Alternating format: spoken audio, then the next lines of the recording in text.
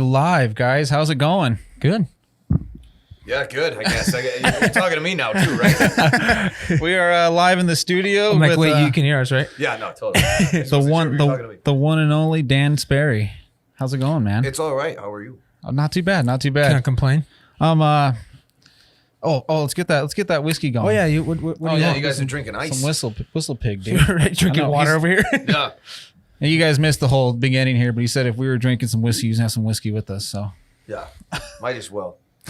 if you could Pure just pull pressure. that, get that mic a little closer to you. Pull it in like right there. There you go. Okay. There you go. You hear yourself now? Yeah. Thank you, buddy. Do this and we'll get a little toast going before we get this thing rolling, guys. That works. All right. Cheers, guys. Yeah. Cheers. Prost. Good deal. Yeah, thanks for having me on. Thanks for coming down. Yeah, we appreciate it for sure. I'm not gonna lie, man. We've been so excited for this show to have you on. Oh yeah. Yeah, dude, because we watch your stuff all the time. That's awesome. Yeah, I wasn't sure. I wasn't sure because when you slid into my DMs there, you never know sometimes because you hit me up on Instagram, right? So you never know when people start asking this stuff. Could be some weird shit. Yeah. You never know. So, glad that I'm safe. No, it's always weird because we do run this out of our house too. Like I give people the address, and then I'm like, but like for us too, especially with Instagram and stuff. Now you got to be so careful. Yeah. Oh yeah, I bet, right? Because there's like fake accounts and stuff out there. Yeah. So like when we hit people up and things like that, like I'm just, like the whole entire time I'm like, man, I hope it's the real guy showing up. Yeah, no, really, right? Well, yeah, I did a little investigation. When you sent me the address, I was like, oh, this is a fucking house. Shit. Well, if this is how it goes, this is how it fucking goes. He's like, this is my time. It's my time. Yeah. I mean, it was a nice drive. The sun was setting behind the mountains. I was like, this is beautiful. This is my last day. This is a gorgeous, You're fine going out. blessing of a fucking view.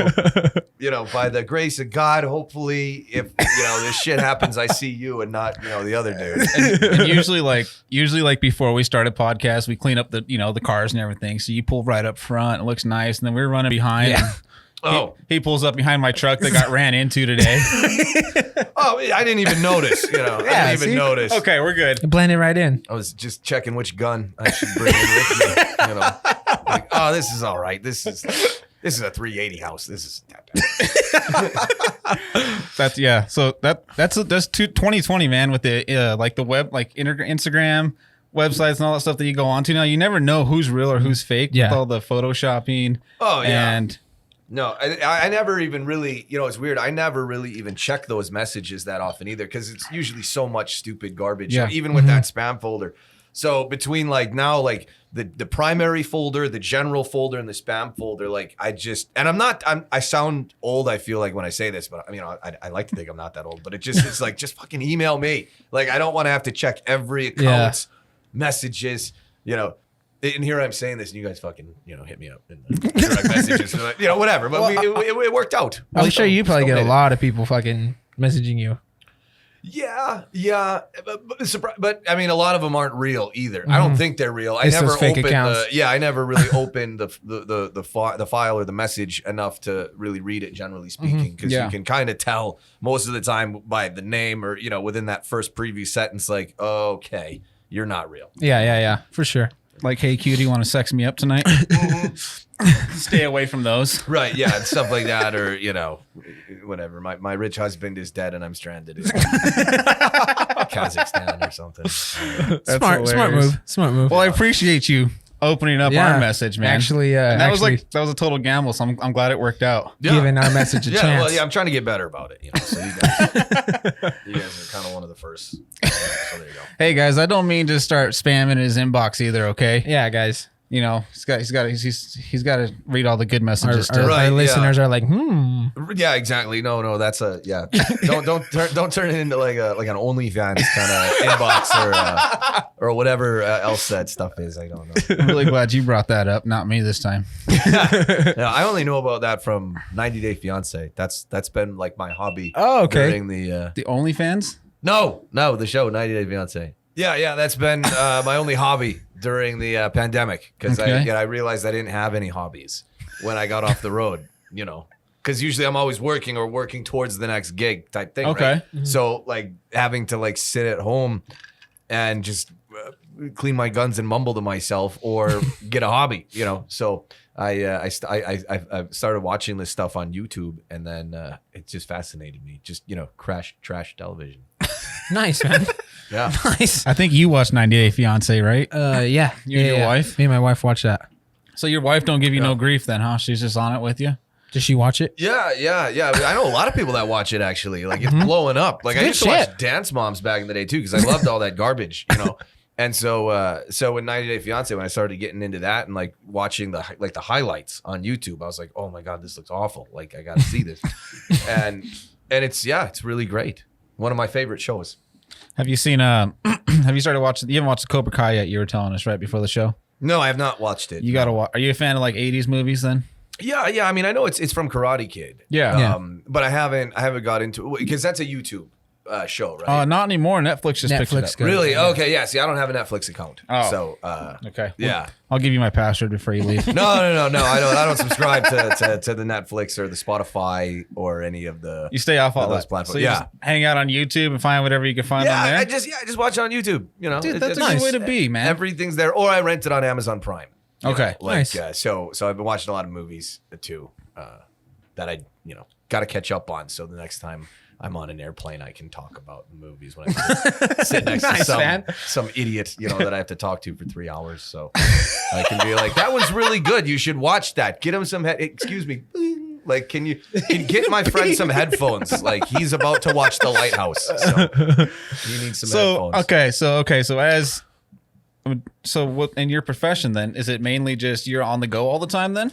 Yeah. It's pretty much that, and hunting and chasing the next gig, wherever it is, and that isn't always necessarily like an immediate thing. Like, oh, next month or next week, I don't got something. I got to try and find something. It's it's mostly months ahead of time, but it's not like really a kind of job where you get like retirement put away, or benefits of any kind or anything like that. We don't even get, I don't even get like paid vacation leave. Well, actually I kind of do, but depending on how I find my taxes,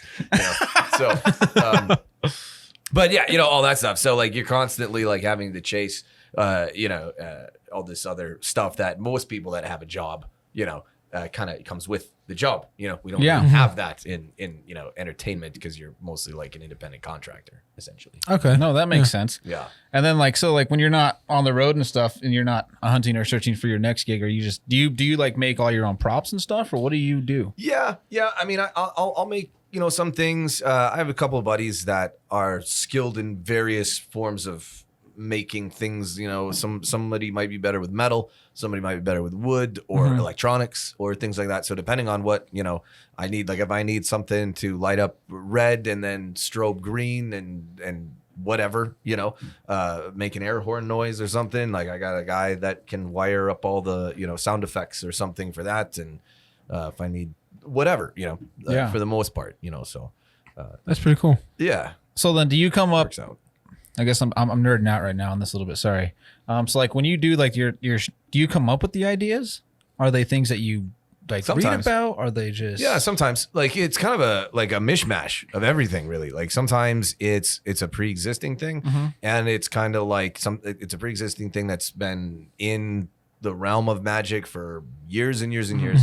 And so, I might have been into or excited about this concept, and then it's like, well, how would I do it or make it mine as opposed to the way it's been done before, because most of it is probably going to be dated anyways, so so there's that aspect that sometimes stuff just comes up out of nowhere, just completely out of the blue, an idea, but most of them are based off of something that has come before, like it's like you were saying you had the comedian on as a guest. And I imagine it's sort of like comedy, like Seinfeld wasn't the first guy to be like, talking about airplane food. Yeah. But he, was the first guy to be like, there's the deal, so like you can't say it in that voice, but you can still talk about airplane food, so like magic is sort of similar. Like you can do stuff with, the four aces, you know, because Yeah. there's a lot of options, you know. So like magic's kind of weird like that. In similar ways to comedy, like, you know, there's only so many things you can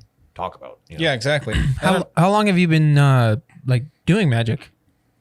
I started when I was 12. That's when I did my first show. Holy crap. Yeah, I was really young. I didn't really experience anything where I was told like that you can make money doing magic, but I just sort of knew, like from growing up, like, okay, these magicians have come to the library or the birthday party or whatever. So like this must be their job. My parents have a job. I know what a job is. So this must be their job. So that means they get paid to do this. So I just kind of deciphered that on my own and sat down to write an ad for the local newspaper that I had called on my own, right? To just, you know, find out. And this is back when it was like, to place an ad in the newspaper, it was like early Twitter, like X amount of characters. You know, you had up to 150. I think it was even more than Twitter. Shit. It was like 150 and it cost this much. But if you wanted a bigger ad, it cost this much. You know, so many more words.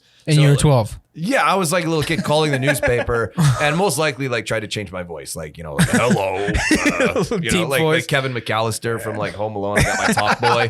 He's like, this is Kevin McAllister, the father. But like, so I got that and I wrote it all down. I took notes and I started like trying to write out an ad for magic shows. And my dad saw me and was like, what are you doing?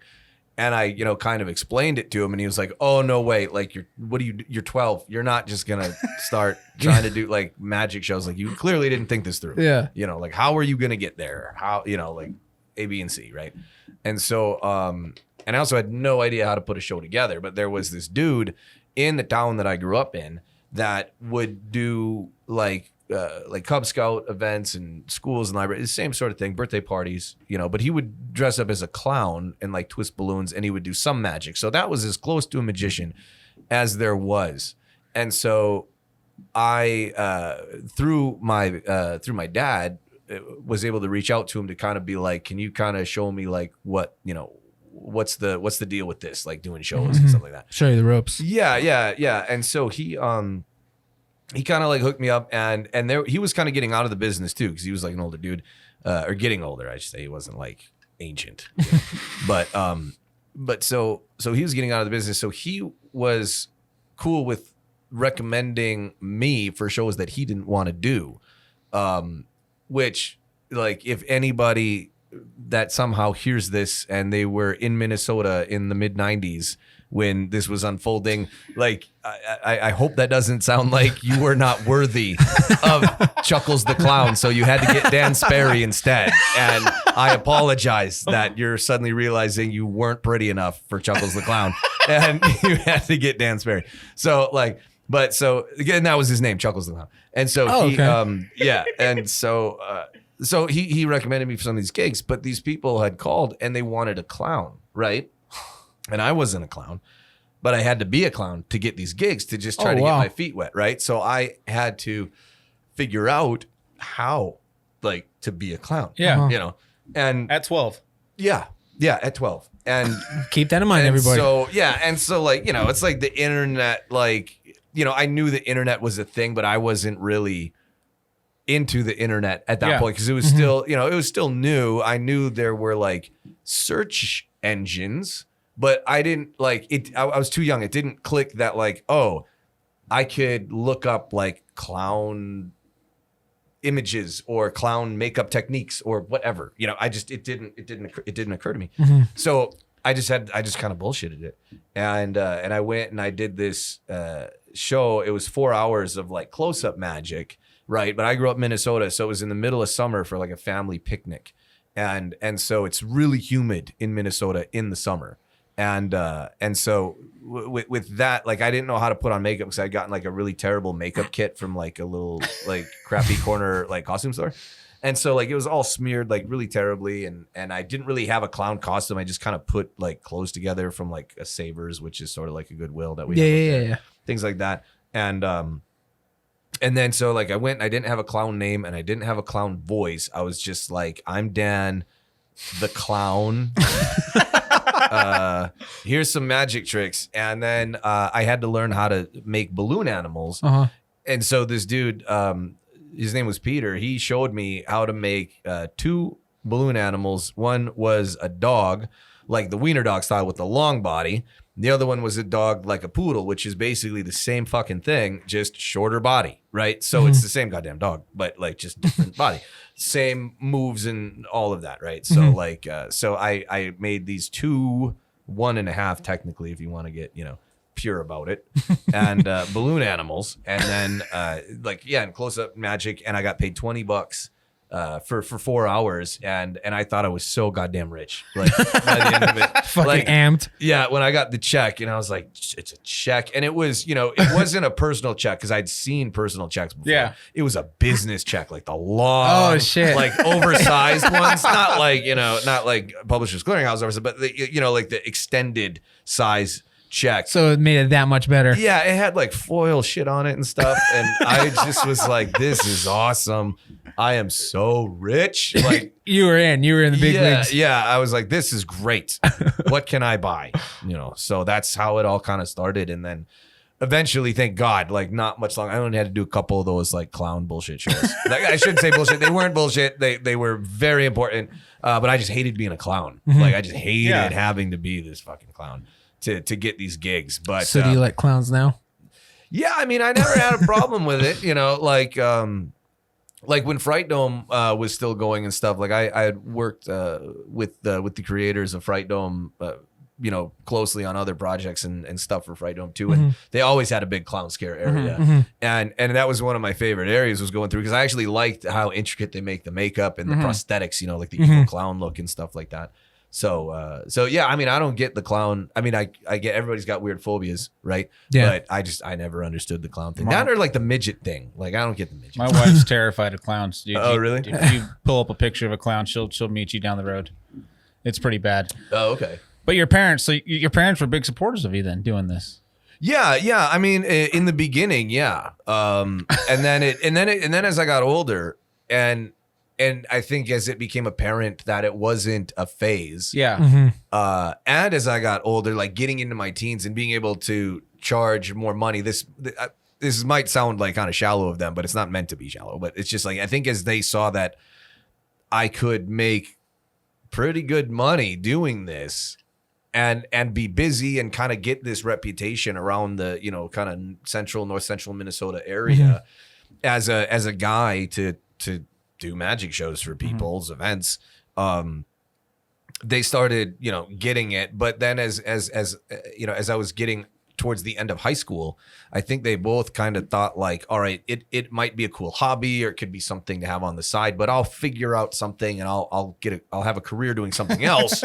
And this could be like a fun side thing. Yeah. And that never happened, and so during that period, I think they were still very leery, but as things got better, not that they were ever terrible, but like as things got momentum, I guess you could say, as things gained momentum from because I moved to Chicago when I graduated high school. That's where I moved to first, and then I moved here to Vegas from Chicago because I had a gig offer. So like as that was unfolding, that I think sort of made them, give it another look and kind of reconsider maybe their outlook on it. And when I basically was like, look, as things go now, like my brother and sister had changed careers. Everybody kind of sometimes changes careers, and it how it's not like it used to be maybe where you I mean, and if you are blessed with having a career that goes for your lifespan in the same place and and all that, great. But a lot of places it just doesn't work out that way. You kind of bounce around a bit, so I can't.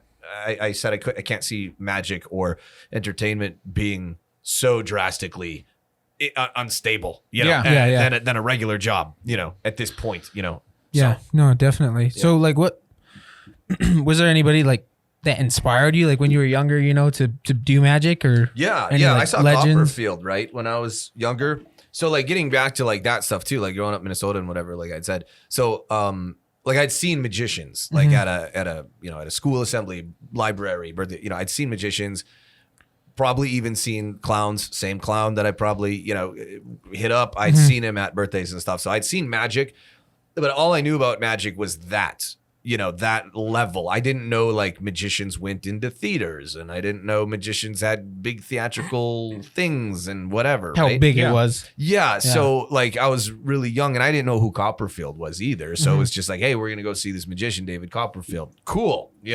Get to stay up late on a school night. I'm like 5 or 6, 2-hour drive into the Twin Cities and whatever. And we see the show, and again, I didn't know anything about him, but he used to open his show with this thing called the Death Saw, where he gets like chained to a table, and there's this big spinning saw that slowly starts descending, and he has to get out of all the chains and stuff before the saw comes down. It's like a Bond villain, thing. Yeah. And the premise is it goes wrong and it malfunctions, and the sparks go off because the wiring gets all fucked up or something, and then the blade drops down prematurely, and you see it saw into him without any boxes or anything like that. And so as a kid, not knowing that magic could be theatrical like this, and not knowing that magic could be like on stage like this, I thought I saw a guy actually fuck up and like die. Yeah. So I freaked out, and we had to like leave the theater and everything because I was having like a total meltdown. I didn't understand like that it was just a bit. That. Yeah. So that was like my introduction and kind of early inspiration into further getting into magic. That's sort of, because then I was given magic kits and books and things like that to be like, look, no, it's not real. Yeah. There's, if you play with this, you'll see if you there's the secret wall behind the bookcase, kind of thing and whatever, I'm not gonna lie, I've always loved magic since I was little. Like when because we're originally from Colorado, so every time we would come visit Vegas, we live here for 5 years now. But when I was younger, I'd always go to the Houdini shop. Oh yeah, and fucking get all kinds of shit there because I love magic, and obviously I didn't stick with it because here I am. But yeah, that's all right. But it's still like it's still a good hobby. There's a lot of people that even still have magic as a hobby. They were into it when they were younger, went on to do other things, but still keep it as a hobby. Like Johnny Carson was actually one person who was really really skilled, really great magician. I never knew that. Really good close-up guy. And a big magic fan and stuff. Yeah, and a lot of people don't know that, but Johnny Carson was actually a magician. Steve Martin is another one. Steve Martin was a magician. Yeah, he actually worked at the Disneyland Magic Shop when he was younger.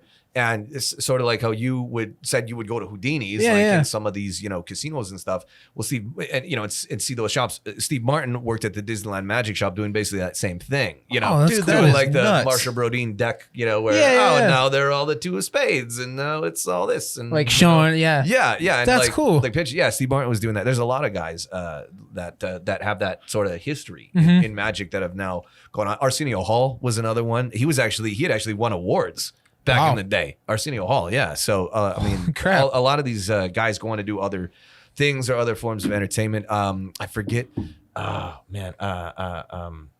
forget his name, the drummer of the Pixies. He's a magician, big, well-known, well-respected magician at the Magic Castle, actually. Okay. And all that. So That was your next question. I was going to ask about the Magic Castle. Oh, yeah. Have you been? Yeah. Really? Yep. Dude, that's so cool. Yeah, it's a pretty neat. It's like neat invite place. only, right? Yeah, I mean, it's yes, but if you know the right people, you can still get in. Okay. They make it sound like it's Bohemian Grove, to get into or something, but it's not, because they want people from the public to be able to go there, to be able to say, I got in, and to keep that lure and lore going, but like the mystery of it. But like as members, like I get guest passes that can give out and stuff. Dude, like that's so cool. So look, how is it in there? Just curious. Holding like no big deal, but if you ever get one of those passes, send it my way. Well, I mean, like there's no photography. Like they obviously like you have to come dressed up. They make you like turn off your phones when you go in. Like you've probably been to concerts where like you have to put your phone in the bag and seal it. They make you put your phone in the bag and seal it with it turned off. Oh wow! Because it really kind of like. So it is a nightclub and a dinner establishment and there's shows, but it does get there. There's a side of it that is very like because it's Hollywood and stuff, there is like a very debaucherous side. Okay. Where it kind of gets almost like a little like eyes wide shutty, you know, like because it's in the hills and, you know, like it's like this very prestige place, but there are, like, I don't want to say like cults, but there are like, I'm just fucking with you. There's none of that shit going on. It's just a magic club. I was like, holy fuck, yeah, dude. right. Yeah, Dude, he's got me. I'm like, no, like that's it. Like it's just a club. I was like It's just a slowly magic getting club. closer. I'm but like, it is yeah, cool. But it yeah. is cool. I'll say it is cool. I remember when I first worked it, I was 17. I got I worked a gig and the president of the academy was there.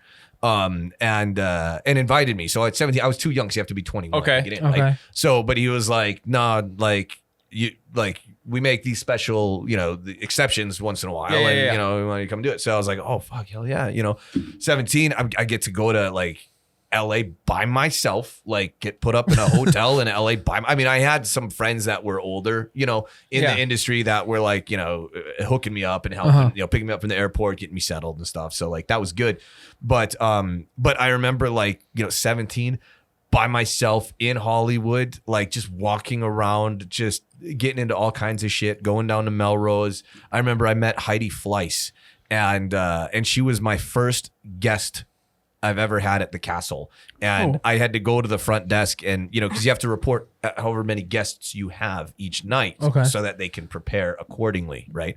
And when you're a performer, because as a performer, you're allowed up to so many guests each night. Right. So and I rarely like ever have guests. But so as my first time, though, even not having guests, I might have been like 1 or 2 nights into my run because they do 1 week. You sort of like comedy clubs and stuff. You work like a set from A to B, you know, so you work a week at the castle.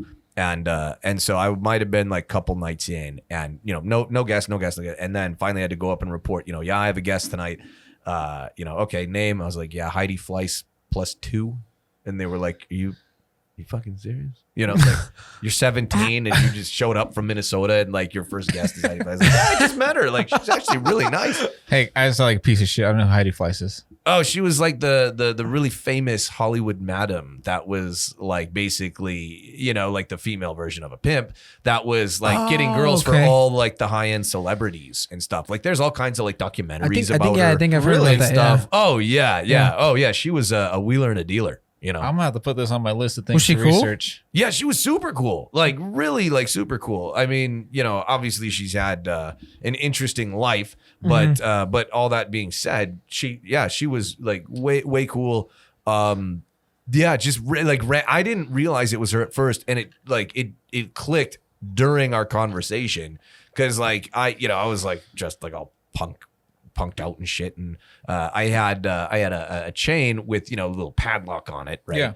Yeah. And she was like, I was in some store on Hollywood Boulevard, and she was like, you know, oh, like look at you looking to be like trying to be Sid Vicious, and I was like, no, fuck the Sex Pistols. Like I'm a Ramones fan, you know, and it got into like this like music argument, and as I'm like talking to her, like just kind of joking around, like grabbing shit, you know, to check out and stuff. And then I was like, oh my God, I know who that is. Like, holy shit, you know? And I was like, hey, I'm working at Magic Castle this week. You wanna come check out the show?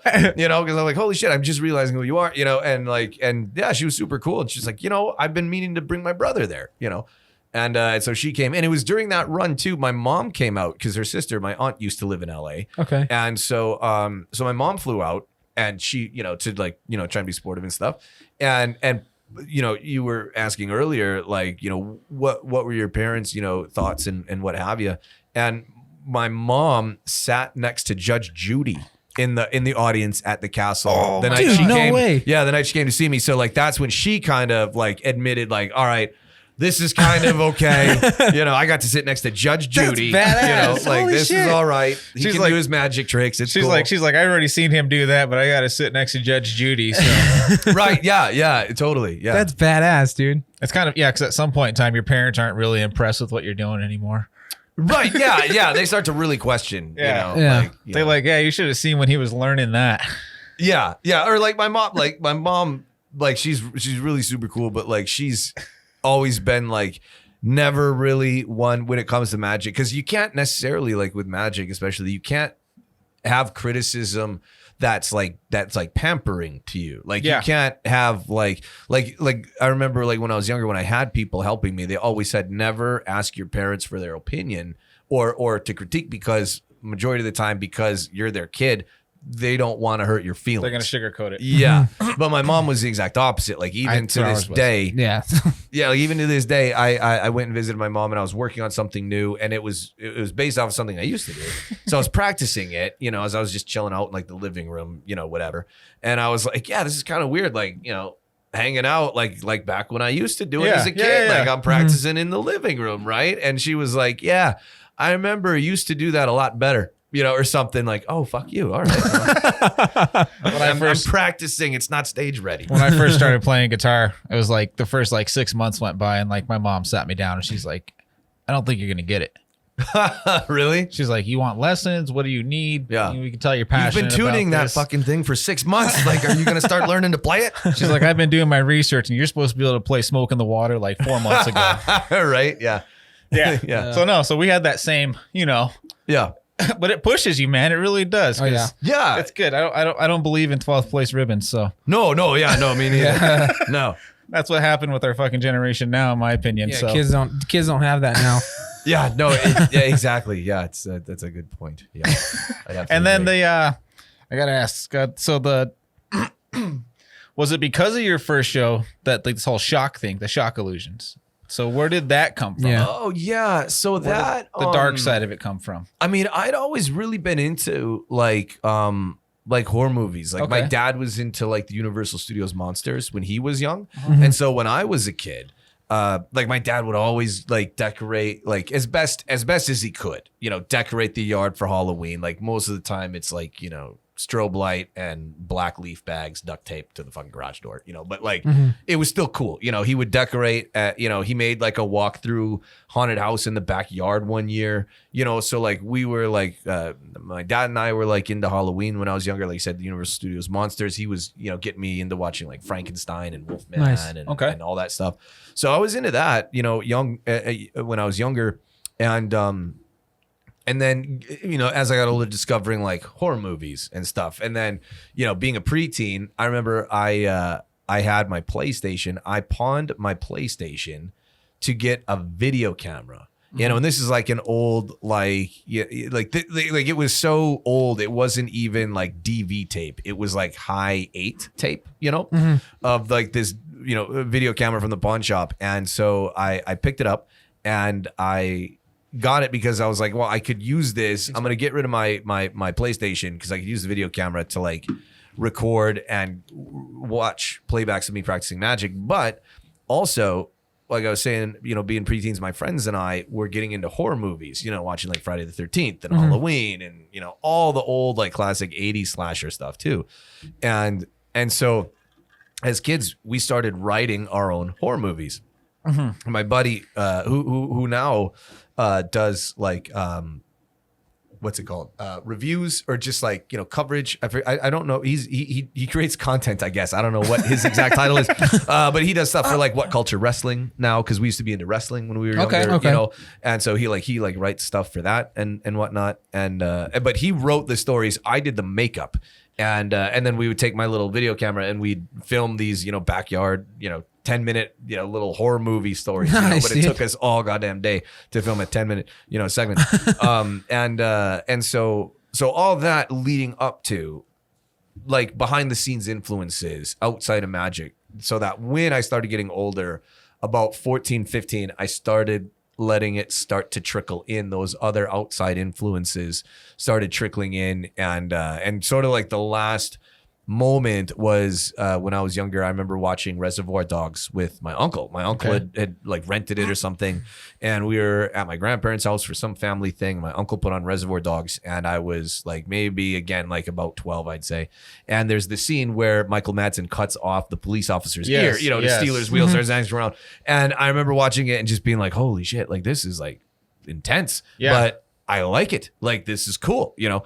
And that feeling, I don't know what that feeling was or what to call it, but that feeling watching that, I knew like I'm not an actor, I'm not a director, I'm not in a band, like, but I know magic tricks. Like, I want to create that feeling, and I only know how to do it with magic. So I want to be able to do that someday, and that came later on as I got older, and becoming more of like a mid to late teenager, because, being younger and into magic, I couldn't like get hired for little Timmy's birthday party and show up and be like, blood from the eyes, or something, Cutting things out of your hip and things like that. wearing a bra. Yeah.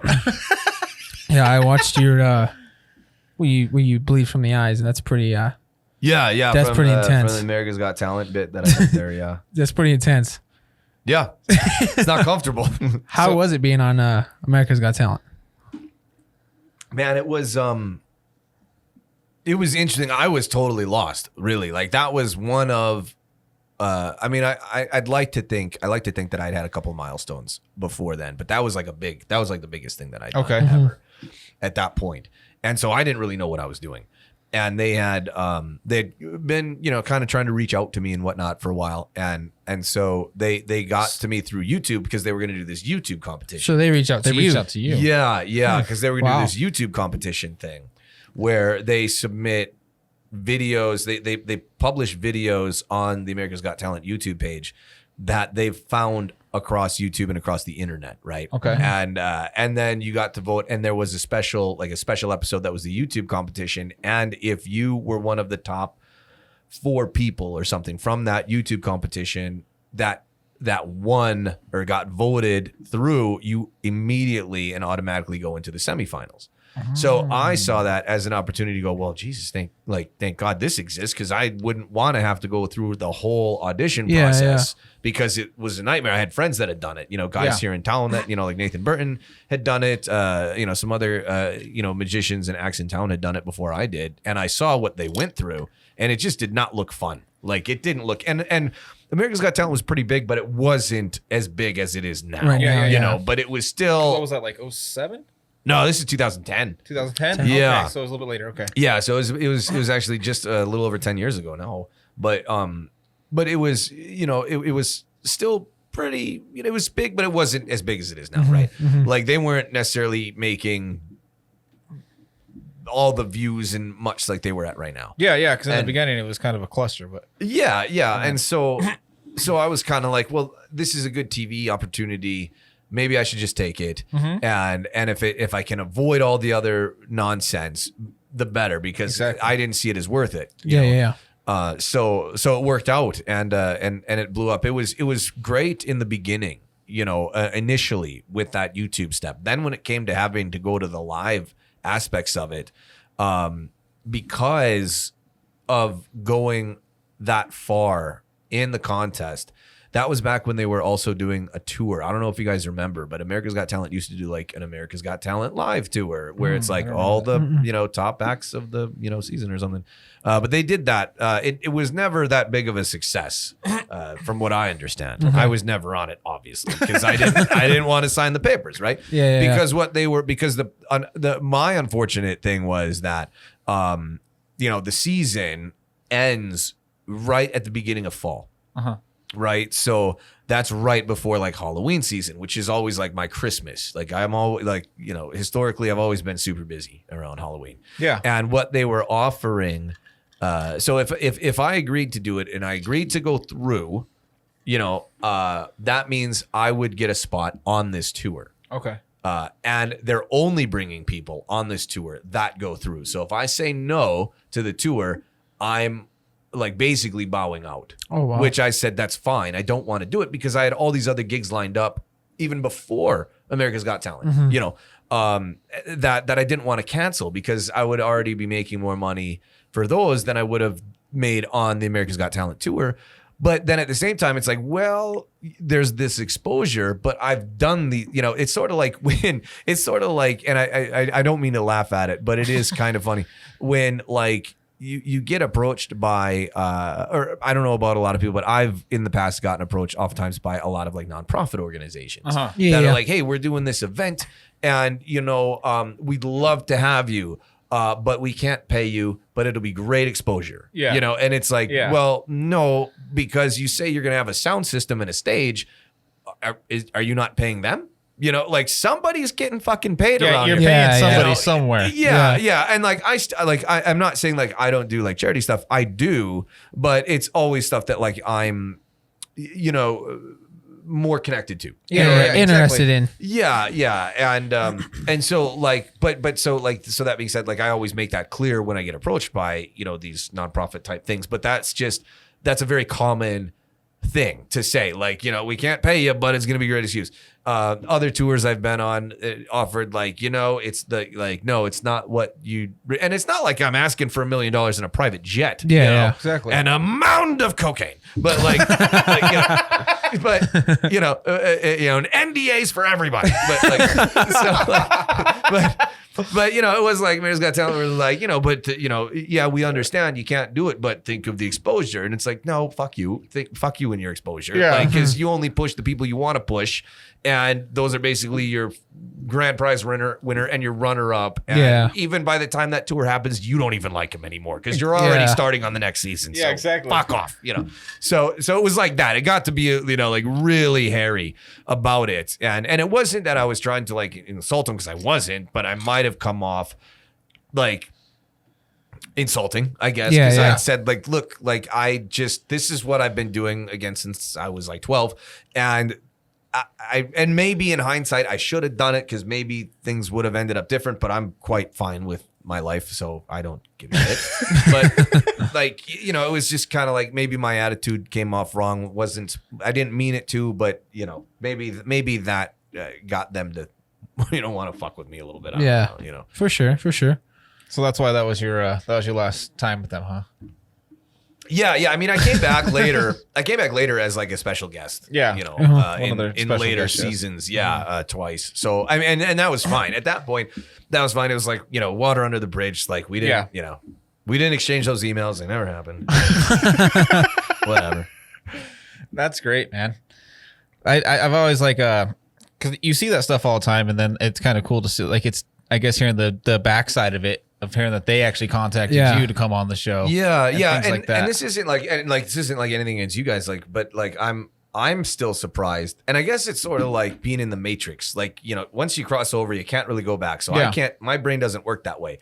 Like when I, you know, describe this stuff and people like have these kind of reactions, you know, where like, oh, I guess really they did they contacted you. I mean, I guess that makes sense. You know, like that's a terrible impression. I'm not saying that's what you guys sound like, by the way, but like. But you know, being around it is like kind of weird. It's hard for me to turn off my brain sometimes to be like, whoa, this stuff isn't real. Like it's not. It's reality television, but it's anything but. You know. Yeah, I guess that's true. Yeah. You know, Makes sense. they obviously they want to make a show. There's a reason it's a show. They want to make it a show. They want to make good television, and that's kind of how I went in to it as well with America's Got Talent. That was one of the things I said. I said, look, like, because they wanted me to do certain things that I didn't want to do, like my Bird Act, for example. They wanted the Bird Act, and I was like, no, I already have good footage of that from a different TV I'm thing. gonna do something different. Yeah, I saw it as just more so like I want like television footage of me doing other things on like, you know, other major type programs. And so if you're going to be on there, you're going to be on there on your terms at that point is what you're saying. Yeah. And sort of like, again, I hope I didn't come off insulting. Maybe I did. I don't know. But like, like just kind of being like, I was saying like, look, I've been doing this since I was 12. That's not me bragging. Yeah. It's just me saying I'm not the dude like that you have on here from like Idaho that plays harmonica and kicks a phone book and makes a song out of it. Or something. I don't know, you have your way of how you want things to be done, you know? Right. When you've been doing it for that long, I mean, it's understandable. And that's kind of it too. I already kind of had an idea of where I wanted to go, so I didn't want to stray from that too much and compromise that too much, I guess, you know. And because America's Got Talent still, you know, it was big, like I said, but wasn't as big as it is now. So I maybe didn't take it as serious. Either back then. Like, yeah, I know it's a big deal, but if I'm going to do it, I'm only going to do it this way, so that I can protect myself as best I can. They still found a way to fuck with me in the end, but I'm not mad. I got out of it what I, you know, wanted out of it. Yeah. Hey, you got the publicity you needed off of it. Yeah. I mean, and that was, like I said, that was 10 years ago already. There's still people that talk about it, you know, that's still, it's like there's still dumbasses out there like you two that bring it up. No, but yeah, but like even like that, like I've been on like flights or I've been, you know, somewhere and people have been like, I've seen you somewhere, and, you know, I don't know, post office on a flyer, I don't know, and you know, and then they're like, no, you weren't, you know, you the guy that threw the floss at Howie, you know, or something, and like, yup, that was me. So I'm pretty much gonna turn into Sandy Lyle from Along Came Polly, you know, like, oh, the way you played that bagpipe scene, like, aren't you Sandy Lyle? Like, yep, that was me, you know. Oh, fuck. Nah, you'll get. I think you'll come away from that already though, because like even like especially with YouTube and stuff though, because like I remembered you from there, and then I something popped up on Instagram, and then I started watching your stuff again, and then like. The way I reference to people is like, you know, because I don't try and tell everybody like, oh, we got this guy coming on the show, because you never know if it's actually going to happen or not. Sure, but like, you know, I told like my parents and stuff like that, and they're like, what? And I'm like, well, he was from America's Got Talent. But then I'm like, well, watch his new shit. You know, so like YouTube, I think helps bring up all of what you're doing now, current. Yeah. And then people kind of forget about that. Yeah. Yeah. And I didn't really, and again, this might have been my mistake, but and to my detriment. But I didn't really push it like that much when it was done. Like when it was, to me, like it was done. All right, done. Did that. You know, like I, you know, for maybe like 3 months after I was using and really, you know, flying under the banner of, you know, as seen on America's Got Talent. But as you know, 3 months became 6 months to 8, you know, I started slowly phasing that out intentionally because I didn't want to, you know, have to lean on that, you know, and people still use it, but I don't suggest that they use it. I don't, you know, try to push that because again, it was 10 years ago. Like quit living in the past, man. You know, where I know there's, and this isn't like a dig at anybody, but I know there's guys like on the strip that you know that say, you know, as seen on America's Got Talent, you know, or something like that, and not even just magicians, just you know, anybody, you know, in singers or comedians or whatever, and it's like that's cool, I guess, and it does hold, you know, some merit, but like there's a story of a buddy of mine that did a season of America's Got Talent. He went on it, and you never even saw him go in front of the judges. He just had a clip right before commercial. So like a little bumper where he's doing like something, you know, in like the backstage, how they kind of show that B-roll footage. He was in that. So he was like, fuck it, I'm going to say a scene on America's Got Talent, because they actually filmed him doing a bit. So he was like, I mean, I'm not lying. You saw me on it. So he put it on his press material, right, and his publicity stuff. And he told me he's done shows where, you know, it's had that on there because, again, he's not lying. Technically, like, that's allowed. He was seen on America's Got Talent. But he's had people that come up to him after the show and go, man, I remember you. I voted for you. I can't believe you didn't win. Like, I'm still upset to this day. And it's, you know, it's the real crime of the coronavirus that you didn't win America's Got Talent back in 2011. It's a goddamn shame. And, you know. Blah, blah. And, you know, and he just laughs because he's like, no fucking way. So does he tell him or does he play it off? No, he plays it off. You know, it's like, I'm not going to fucking tell him. Fuck, dude, like, that's pretty good. You know, never let facts get in the way of a good story, you know?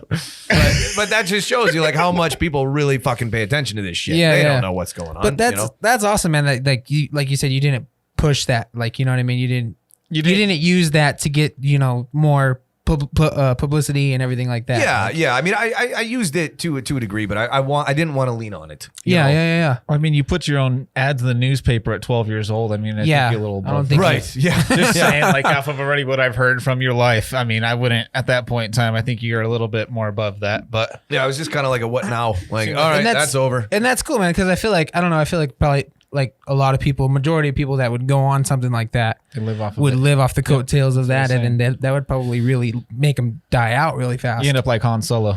Yeah, and you keep pushing yourself. At what point? And you keep, you know, you have kept pushing yourself and, you know, getting to where you are, and that's awesome, dude. That's really cool. Thanks. Yeah. It's not easy. It is kind of like a very lonely existence too, in a way. You know, when you're just kind of like, well, now what do I do? Yeah. You know, like did that, now what? Yeah. I mean, to get anywhere though, that's the way you got to be. You got to always be chasing that next achievement, I guess. I don't want to sound corny. Do you want some more ice? Yeah, I'd love some more ice. Yeah. Do you want to grab I'll grab a can for you, buddy. Yeah, grab me one of those so I can scoop it out for you. Oh, right. Yeah. I'm going to caress your ice before I put it in your sweaty cup. mitts in your ice. Yeah, I appreciate that. Thank you. You know, COVID-19 and stuff. We don't want to spread any germs. Just a couple, like on the pebbles. I appreciated you bringing your mask up here, though.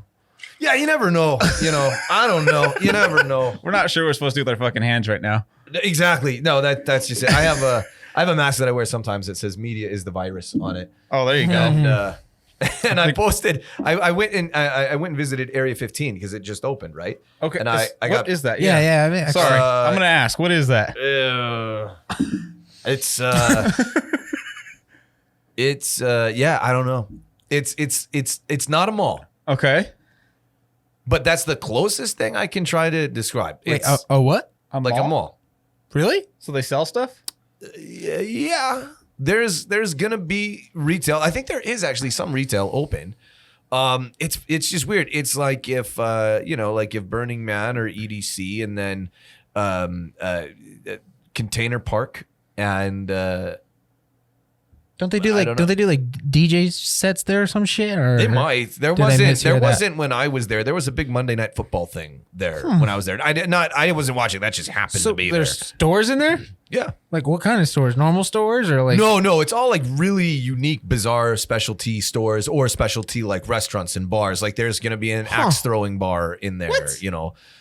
There's like a really weird zip line that you can ride. Sounds like dangerous. Steve Aoki kind of clothing? I don't know.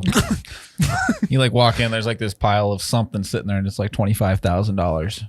Yeah, probably. Yeah, like it's weird just shit like weird. that. Yeah, it's very like artsy and far out. Beetlejuicy. Yeah, it's very, very a lot of neon. Not at all what I was expecting. Yeah, it's an interesting place. But yeah, so I went there and I posted a picture like, hey, checking out Area 15. But I was wearing my mask. Media is the virus, and that mask got more people going like, where'd you get that mask? Than people being like, I was gonna go there. What is that place? The same question because I get those questions all the time of like, okay, we were looking at Area 15. What is it? And I got to be like, I don't know. It's a thing. I mean, it's a thing. Check it out. It's very Is interesting. it open or not open? It is open. I mean, not everything is open inside. They're though. opening. It's not even soft open. It is officially open. Okay. It's just if the retail spaces inside are ready, not all of them are ready to be open. So Okay. you can go inside and there's these other spaces, For like vendors. the virus bullshit. I think so. Okay. So I Okay. think some are delayed in their opening, but the space itself, so you can get, you can go visit a couple of the bars and some of the restaurants and experience like some of the things that they have, but not everything is open Okay. yet. Yeah. Yeah, I'm not gonna lie. Every time I pass that place, I thought it was like the Magic Castle. Everybody thinks it's a You grow have to get house. invited. I made Yeah, I made a joke about it kind of has that when look. the Storm Area 51 thing happened. I had a picture and I was like, I stood outside this fucker for 3 hours. Nobody showed up. Right. It was like still under construction. Damn you, dyslexia. They're like, damn, you dyslexia. That's great. I'm gonna have to check it out now. Yeah, Hey, Yeah, is it's worth anybody- checking out. Yeah, Yeah. for It's sure. worth checking out. weird shit. Yeah. Oh, we didn't know if we had to pull the I was on America's Got Talent card or not to get in there. So. No. I mean, you could try. I don't know if it works. I never use it. The only time I hate to admit this because this sounds like super pompous. The only time I ever had to pull anything like that was when I was in Houston on the road, and it wasn't even a nightclub. It was just a bar, right? Uh-huh. Bar in Houston, and went out with some of the crew guys from the show, right? And I had these pants that are made by a company called Forgotten Saints out in LA, and so they're the style of pant that like it's handmade. It's got some some frays and some stitching, but it's handmade done. They're not cheap pants, right? Yeah. And so we went out to this bar and I got stopped. I got held up because I didn't have appropriate clothing, but like some of the dudes were going in like cargo shorts and stuff, but because the pants looked ripped up. So I was like, They oh hit my you God. with the judgy eyes. Right. Yeah. And that was the only time where I pulled up the online ticket source because we were at this place for like a weekend, right? Summer shows over the course of a weekend. And I pulled up the ticket thing and I was like, that's me on that poster graphic. And you guys have 2,000 followers and all my friends are in there. And I have money I'd like to give you so that I can hang out with my friends. Yeah. That's all I'm trying to do. I'm not trying to be a diva or an asshole. I'm just saying I just want to hang out with my friends that you already let in that are wearing shorts and these pants. Like, I hate to like be like Julia Roberts, like big mistake, motherfucker, kind of shit, but like huge dick, but like I just really just want to hang out. I'm not causing trouble. I don't want to cause a scene, but I really don't want to have to like make a post about how shitty you guys are. And they were like, let me talk to the manager. And then, the manager came over. And it's always better when they say they'll talk to the manager instead of you having to get so Karen and being like, I want to talk to the manager. And so then the manager came over and said the same thing. I was like, look, like you guys let my friends in, like one of them's right there, like he's like cool, and we work in this show, and that's me, and I just want to hang out, and then they were like, oh, it's all good, but that was the only time I ever not like I say the only time, not like I fucking like go out and like expect red carpet all day. Like I said, it was just like a normal bar, but for some reason they decided to have a dress code dicks. at this like pubby bar thing. It probably really pissed you off too, because your pants are probably twice as much as theirs. Yeah. I think, I mean, and this is a place too that I think their most expensive beer was like Delirium or something, like some weird ass fucking shit that like in Belgium is like their Coors Light, but we think it's cool, Yeah. And so like my pants probably cost more than their entire bar, intake for the night. I don't know, but it was just like, what the fuck, guys, Because you didn't fit their fucking profile. Yeah, they might have also overheard me saying I like Dallas better than Houston. Oh, fuck. So that's probably it. I was probably like, fuck, it's so fucking humid here. My hair sucks. Why are we going here?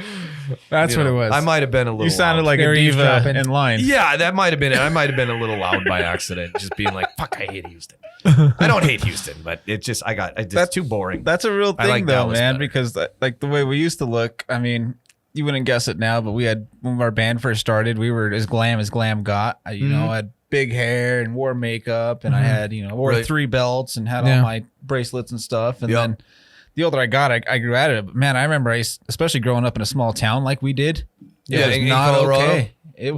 Yeah. We grew up in a little hick town, and Yep. it was not okay to look that way. And then like anytime we went to Denver or anything, you walk by and people were screaming at you and, faggot, this, that, and blah, blah, blah. Really? So- Even in Denver, eh? Oh, it's Yeah. terrible. Yeah? Yeah. Oh. Hey, so did they got tunnels under the airport there? Dude, okay. That's a real Conspiracy thing, right? guy. Yeah, that's a real thing, right? You guys are from around there. So the rumors are, for those of you out there who don't know, there's supposed to be tunnels from DIA, and they're supposed to run all the way to NORAD. NORAD, which is in Colorado Springs. We got Pretty good fucking distance away from Denver. our stepdad worked at NORAD, Okay. and we tried to beat it out of him, but nothing happened. Well, He says there's no gag orders, but we think that there is. You don't work in a top secret base like No. NORAD, where the president and shit go if And anything not happened. know anything. Right. Yeah. Yeah. No, come on now. Yeah. Yeah. So I don't know, He's man. probably got some sort of rice-sized microchip in his Yep. pinky. Yeah. Right, See? right. See? That's like, that's like picking up, that can listen through vibrations in the bone. You Yeah. know, it doesn't even have to be a speaker, and they're dialing that in like There's, Morse code. there's literally times where like we'll ask him something and we're like, okay, dude, you don't gotta talk. Just blink. Once for yes, twice for no. And he just starts blinking rapidly. He just doesn't do anything. We're like, dude, he come laughs on. and like walks away. Come on. What does Yeah. that tell you? Dead He knows giveaway. shit. Yeah. And we don't know if he actually knows shit, but we're pretty sure because now he works at Creech, which butts up to Area 51. Yeah. Oh, okay. So Yeah. I don't know, man. So But he literally went from one really secretive base to another. I will say Yeah, this: there's like- something. Yeah. we know the guy that did all of the all the actual Excavation. digs, the excavation for DIA. Okay. And he said there is in fact tunnels that you don't have access to. He from said the they trams. just kind of lead off to nowhere. He said they dug those tram tunnels for miles and miles. Yeah. and he see, said when you there go down there- Oh, come on Yeah. now. He said he's been in there he said he goes down there and he's still trying to figure out because you hit it and he's like it's just a fucking wall. He's Yeah. like, where's the rest of the tunnels, man? Where did they go? They just dead end. And he knew because they Right. actually dug it. Yeah. And then they went back and like closed it off. So yeah, so there's tunnels and stuff down there. I knew it. I and there's knew it. actually he said there's runways. DIA expands a lot further than what the actual airport is, and he said that they dug runways like miles away that made the big runways there look tiny. Really? Yeah. Like what? Like in the mountains? Like in some No, plateau? they're out or- like just out in a field. He said it's like it's like farmland out Yeah. there. It's just the open. I don't know if you've ever been there, but Well, yeah. I mean, I've Yeah. been through Colorado. Yeah. Yeah, like, but so, so like- like you're just driving around, driving along, and from the road, it just you're looks like a seeing- wheat field. Yeah, exactly. But he You're said seeing there's crop, runways out there. Is what But he you go said. a mile and there's a He said runway. they're dug. He's like, I don't know if they ever paved them. I don't know what. He's like, but we flattened the spots out. He's like, and they were huge because he's like, because as we were doing it, we were like, what the fuck? So have you ever gone on Google Earth to try to look it up? And is it blacked out? Or? Well, you do, but it all looks like wheat field. So he's like, I don't know if they just didn't pave it. He's like, but there's flat spots there. Yeah, I suppose even if they dug it out from satellite, you might not, the depth. It's not that deep. So even if it's flat and 20, 30 years of growth, it's just gonna look like it's just gonna look like wheat fields. Yeah. You know what I mean? From that sky view. Right. But maybe if you're down there, you can see it. Yeah. Or maybe it is a runway, but they like somehow patterned it with some sort of camouflage that from for that reason appears to be crops or something from satellite, but it actually is a runway. There's actually a lot of weird shit with that fucking airport in Denver, in Colorado. Like the run. I don't know if you've seen the runway. Looks like a swastika. Yeah. And like all the paintings inside. Oh yeah, the paintings, and they're doing all these ad campaigns. I mean, I was in Denver because I had to do a gig out at some resort in the mountains there, like out towards Vail. But we had to fly into Denver, and I saw like all like the construction wall paneling. Like it's almost like they were mocking it. Like they just had images on it. Like, oh yeah, we're totally digging tunnels. Like they were like joking on it. Like yes, the aliens are here. Yeah, the horse is demonic. They were just like admitting everything with these things, but like obviously like trying to make a joke out of it, like little cartoony things. And I was like, oh, okay, like they're totally up to something. Yeah. Wasn't it like there's like beheading people and stuff on the walls? Yeah, there's like paintings like when you walk like go up the fucking like the escalators. Yeah, there's like paintings the whole way up, and there's murals like, are with like weird. dudes in gas masks, fucking cutting kids' heads off. We used to sit there for hours and stare at those walls, and like, man, I'd lose sleep over them. Like, how is that? That just terrified you? If you just stop and like look, well, it's just trying to figure out. I mean, I get it. Like they can pull it off, like it's just artwork or whatever. But like, dude, whoever was painting that shit, like, what the fuck? Well, who green lit it? Yeah, like, exactly. When they go, like, this is my for concept. I'm thinking about this, and like no. Like like oh cool, nice, no, like dude in a gas mask, fucking cutting kids' heads off. Like what the fuck? Yeah, exactly, shit like that. But that is the only confirmation I've ever gotten of actual tunnels. Is the guy said he said according to the blueprints they were tram tunnels. But he said the trams stop. Right. And you and Mom actually got lost there. Oh yeah. And somehow you guys got lost. Yeah. And you ended up in like this weird back tunnel somewhere. Yeah, we got lost in the airport. Me and my mom one time we got lost going. I don't even remember we were coming to California or some shit. And we got completely lost and like we were going through the airport, like we had all of our bags. Well, you had like stuff. a connecting flight?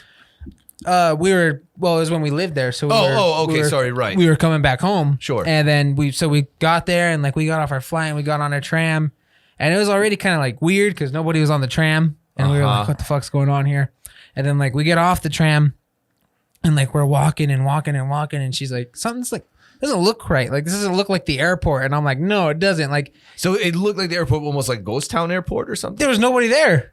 There was like fucking nobody there. Yeah, like we were got like on the wrong tram. Yeah. Dude. So like we were walking. We're like, what the fuck? Where the fuck? Like, how do we get where do we get out of here? You know what I mean? Yeah. Like you could see like it was dark. Start panicking a little bit. It was dark outside. And like, yeah, we were kind of like, okay, this is kind of weird. And then like we were just going through like doors and then we opened a door and it was like the area where like you like go through like the screening shit or whatever. Oh, okay, like security or something. Yeah, the metal detectors. Right. And like we were like look back and there was like it was like literally an entire part of the airport. There was nobody in it.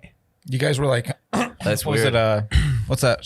Stranger Things. Like he went to the other side. Dude, yeah, like the upside down. Upside down. Yeah, it was fucking. It was so weird, and we were like, okay. You said everybody was like, the security guards are staring. Like, how did you guys get out? Like, just looking puzzled. Yeah, security was kind of looking like, what the fuck? Right. Like some of them got through, guys. But or either that or those were like the rent-a-cop types that are just like, wait a minute, what the fuck is right? Where did they just come from? Right.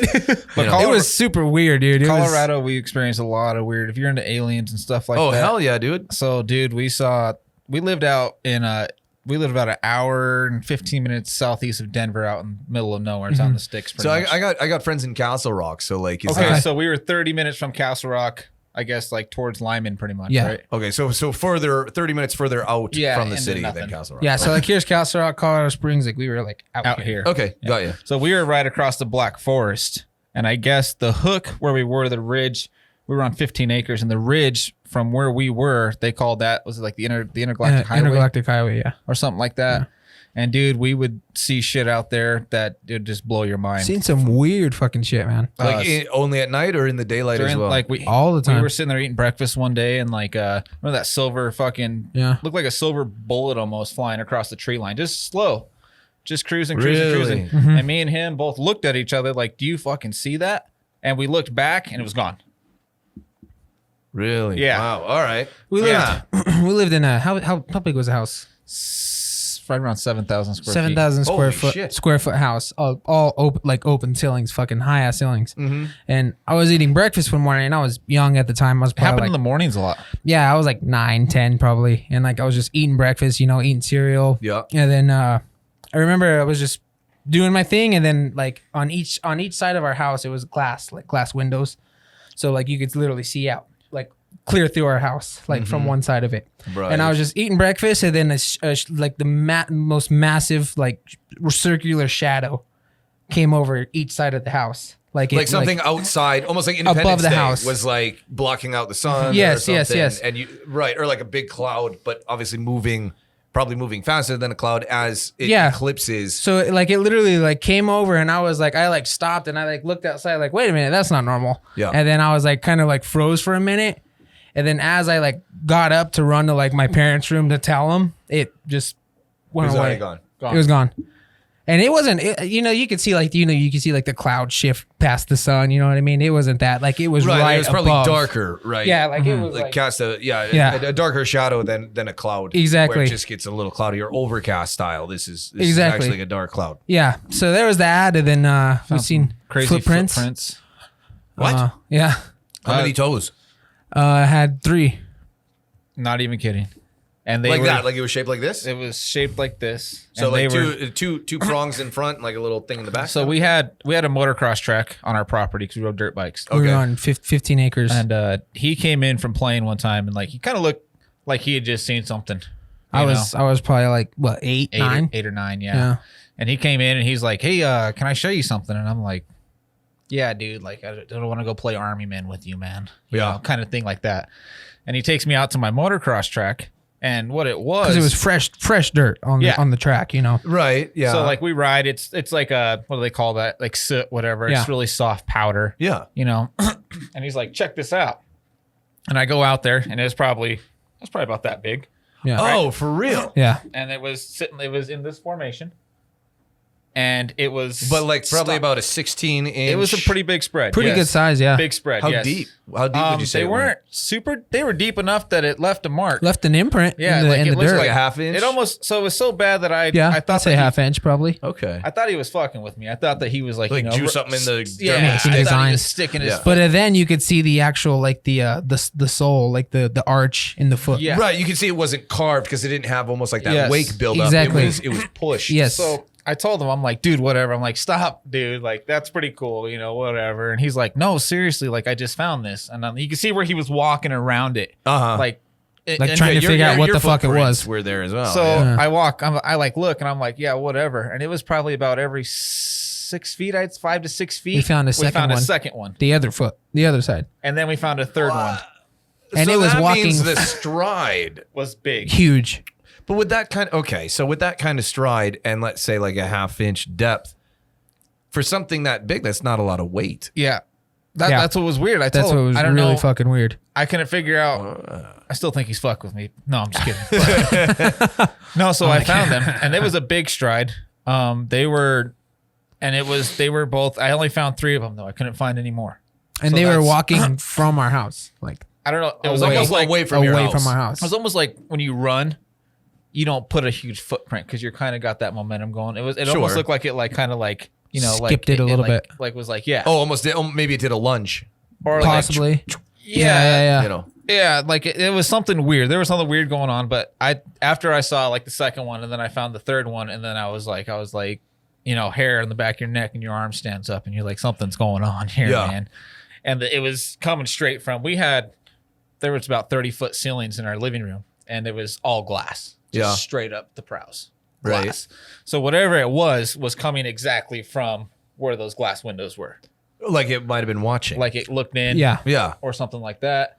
Right. It was trippy, man. And no other like debris of any kind. Nothing was left like hair. I mean, you can see like or a because fuzz or scale. I don't know. Because like where it hit the like in the dirt, you know, I mean the track was just poofed. you know a little side like not very big, you know what I mean, and then the other footprint hit, it was like sticks, you know what I mean. And it was hay. The hay was like patted down. Sure. Yep. You know what I mean? So I mean, when you walk across like a hayfield, you can see where you walk. your footprints. Yeah, in it. yeah. It's not maybe that specific of an impression, but you can see the divot or the dent. Exactly. You can see somebody had walked there. Yeah. There's disturbance. Yeah. So that was like our big 3 encounters there. So there was the really weird, mysterious shit for fucking paranormal stuff or alien stuff, and then there was paranormal on top of it if you too. believe in a lot I don't of know if you paranormal believe in shit. any paranormal. I mean, yeah, I believe in some stuff. Yeah. So you had like your own little Skinwalker Ranch going on. Pretty much. yeah. So we had, But we weren't the only ones in that area. Like neighbors even had some really weird shit happening to them. Okay. they explained the same things like, hey, did you guys see this? And like it just disappeared. And we're like, no, we didn't. So that was all the alien stuff. And then I'm gonna get back to the paranormal, but I gotta talk about the Buffalo Ranch for a second. So my aunt and uncle owned a buffalo. Well, they worked on a buffalo ranch, and it was about probably 20 minutes further east of where we were, called Kiowa. Okay. And they would find mutilated buffalo there.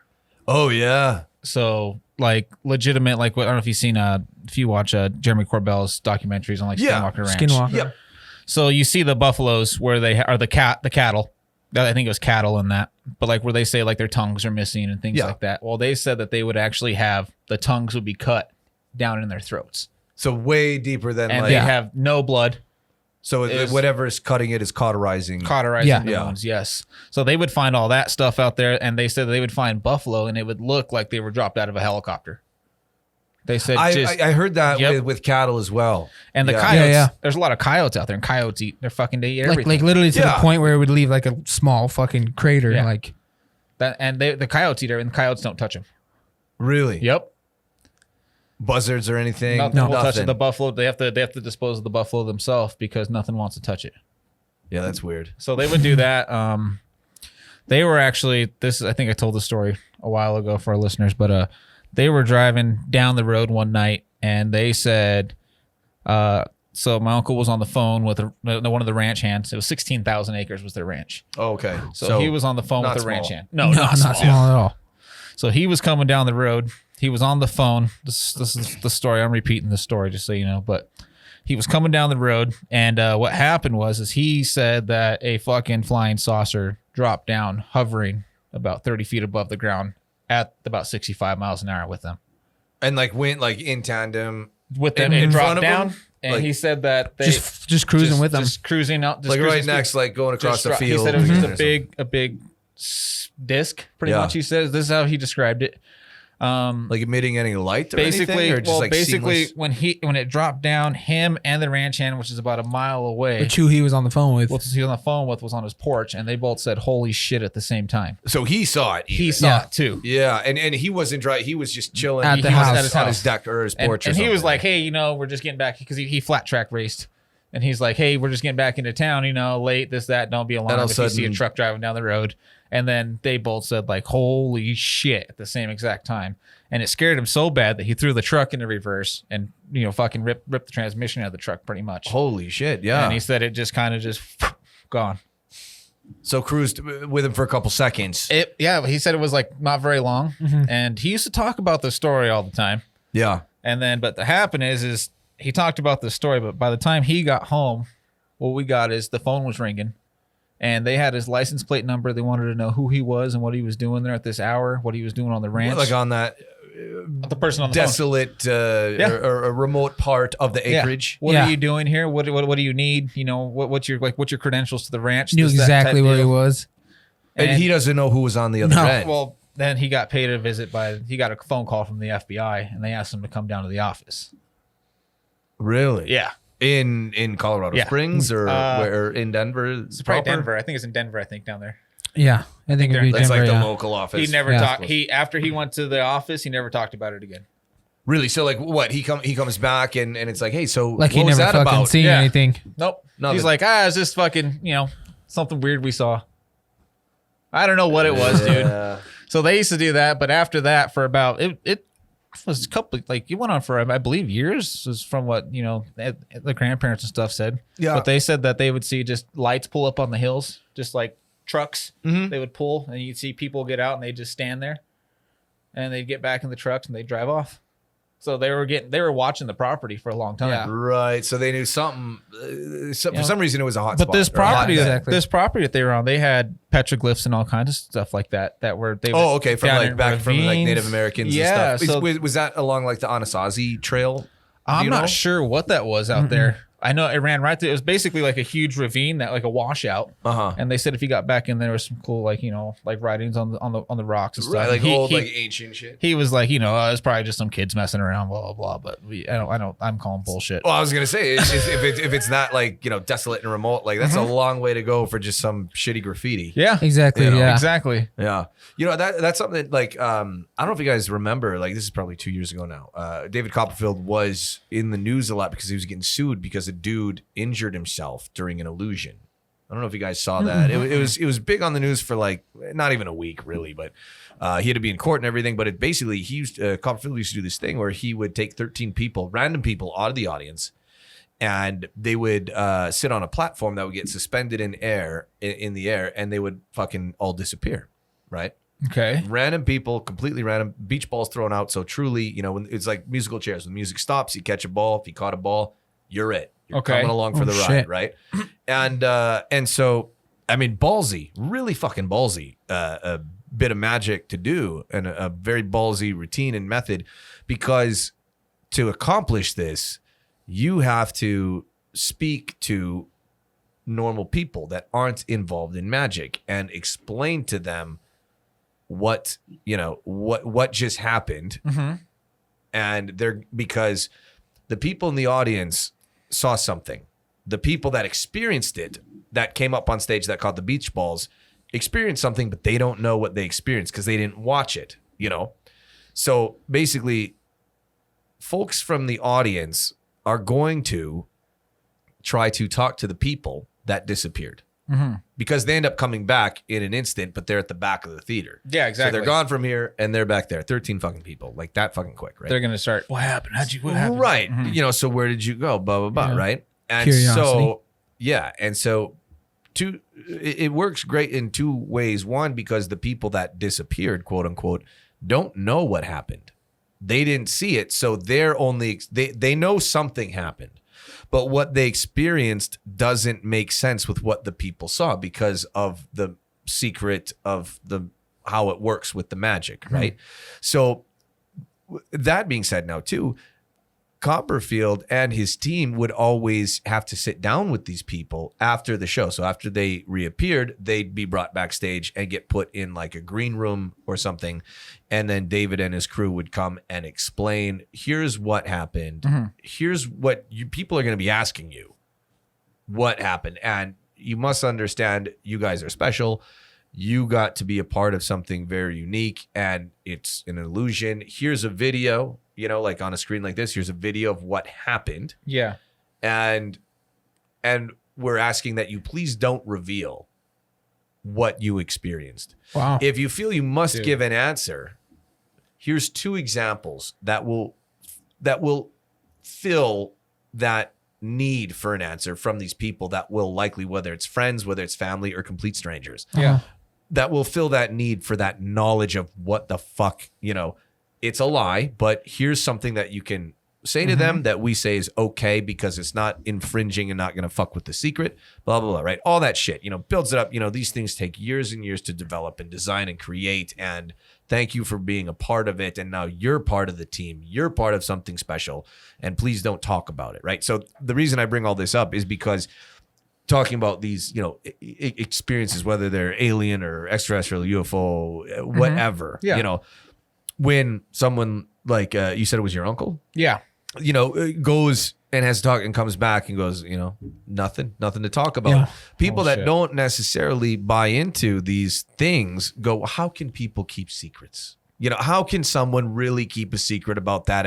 If they really saw something, how is it that if they got a visit from the government, they're not talking? Well, if it's that easy for David Copperfield to do it over a magic trick. Yeah. Imagine what they're capable of. Exactly. Yeah, And that's that was a long way to go to get at my point, but I had to make some. No, dude, that's perfect. It does really, and that's an example I use all the time when I say, like, well, again, look at how easy it was for David over a magic trick. No, yeah, that definitely makes sense. And he had done it thousands and thousands of times. So, 13 people disappear on average 10 times a week.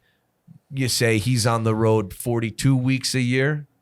Back in the day when he was really cranking out shows, like that's a lot of fucking people that aren't telling the magic secret, because even though they gave away, because I know people who have had friends or relatives disappear in this illusion, and even they won't, or the people that they knew, they won't even go back on these false explanations. They would prefer in that 30 minutes of backstage, coercion of David being like, please don't reveal. So he makes him disappear for a quick minute then. No, this happens after the show. Oh, so okay. They get on a platform. They sit down on chairs on a platform. Like a curtain drops, and then it's like boom, it drops again. They're fucking gone, and they're at the back of the fucking theater, right? And so it's like they teleported essentially. So once they're at the back of the theater, they have to come back onto the stage to have their moment, take a bow. Then they file off, but they file off backstage, not back to their seats. Okay. And it's at that moment where they go, talk to him. Yeah, they get debriefed. They get sat in front of the same screen that our stepdad gets sat in front of. Right. And they don't talk about shit. Right, yeah, because it's like Clockwork Orange with the fucking thing. So they show you pictures of your family and say if you ever want to see these guys again. Yeah, do you know how this trick is done? Next slide, Larry. Yeah, I know how it's done. Okay. Yeah. So I'm curious, how did the dude get hurt? What happened with the guy that got hurt? Not changing gears here. Did he right? actually get hurt? Or is it going to give it away? Very bizarre situation. I followed it. He obviously did get hurt. Okay. But the sort of the question was it just his freak accident negligence? Did it because it was here at the MGM. So then it was like, did it have to do with the MGM? Mm-hmm. Or like whose finger or who do we point the finger at? Yeah. Is it MGM? Is it David? Is it this dude? Is it that? Too much at play. Right. Yeah. Who's going to have to pay for this? Essentially is what it is. And David was the first in line, I think, to, Of course. Because it's his because it was trick. his show. And, Is there ayahuasca involved? Or never mind. Is there what? Ayahuasca. I don't know what that is. Oh. I know what Hiawatha is. Isn't that a character, villain? Indian? Ayahuasca is like a basically like it's what like do you know what DMT, right? DMT is? No, I know what DDT is. Oh, okay.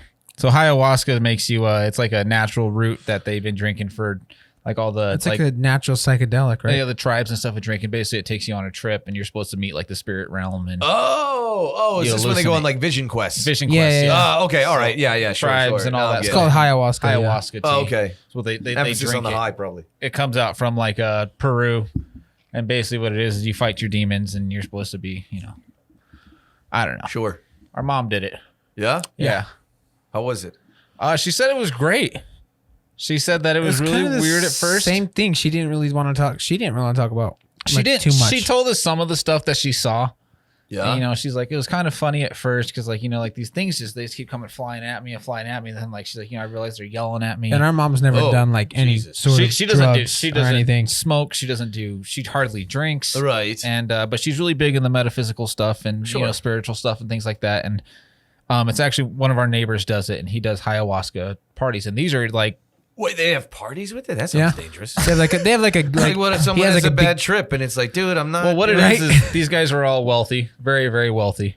And so they're like, these are like, I'm talking doctors and things like that. Yeah. And they are big in the metaphysical world and stuff like Right. that. Like so he has people come from like all over the United States. For it. they fly in for this stuff. Holy shit. So, but what it is he has, like paramedics and stuff on standby in case things get out of hand. What? Or in case you start tripping too bad, pretty much. What? Then what do they do? Is it like the hangover cure? Like just fill them full of Gatorade? Did you all right? Did you see that big White House when you came in? Maybe. When you I don't leave, you'll know. see it. If you see it, when you leave, you'll see it. Okay. It's that house. yeah. All right. If you ever want to try it, let us know. No, I'm just kidding. No, because this starts to sound like. I mean, this is sounding like the safe man, like the cool dude's adrenochrome. You know?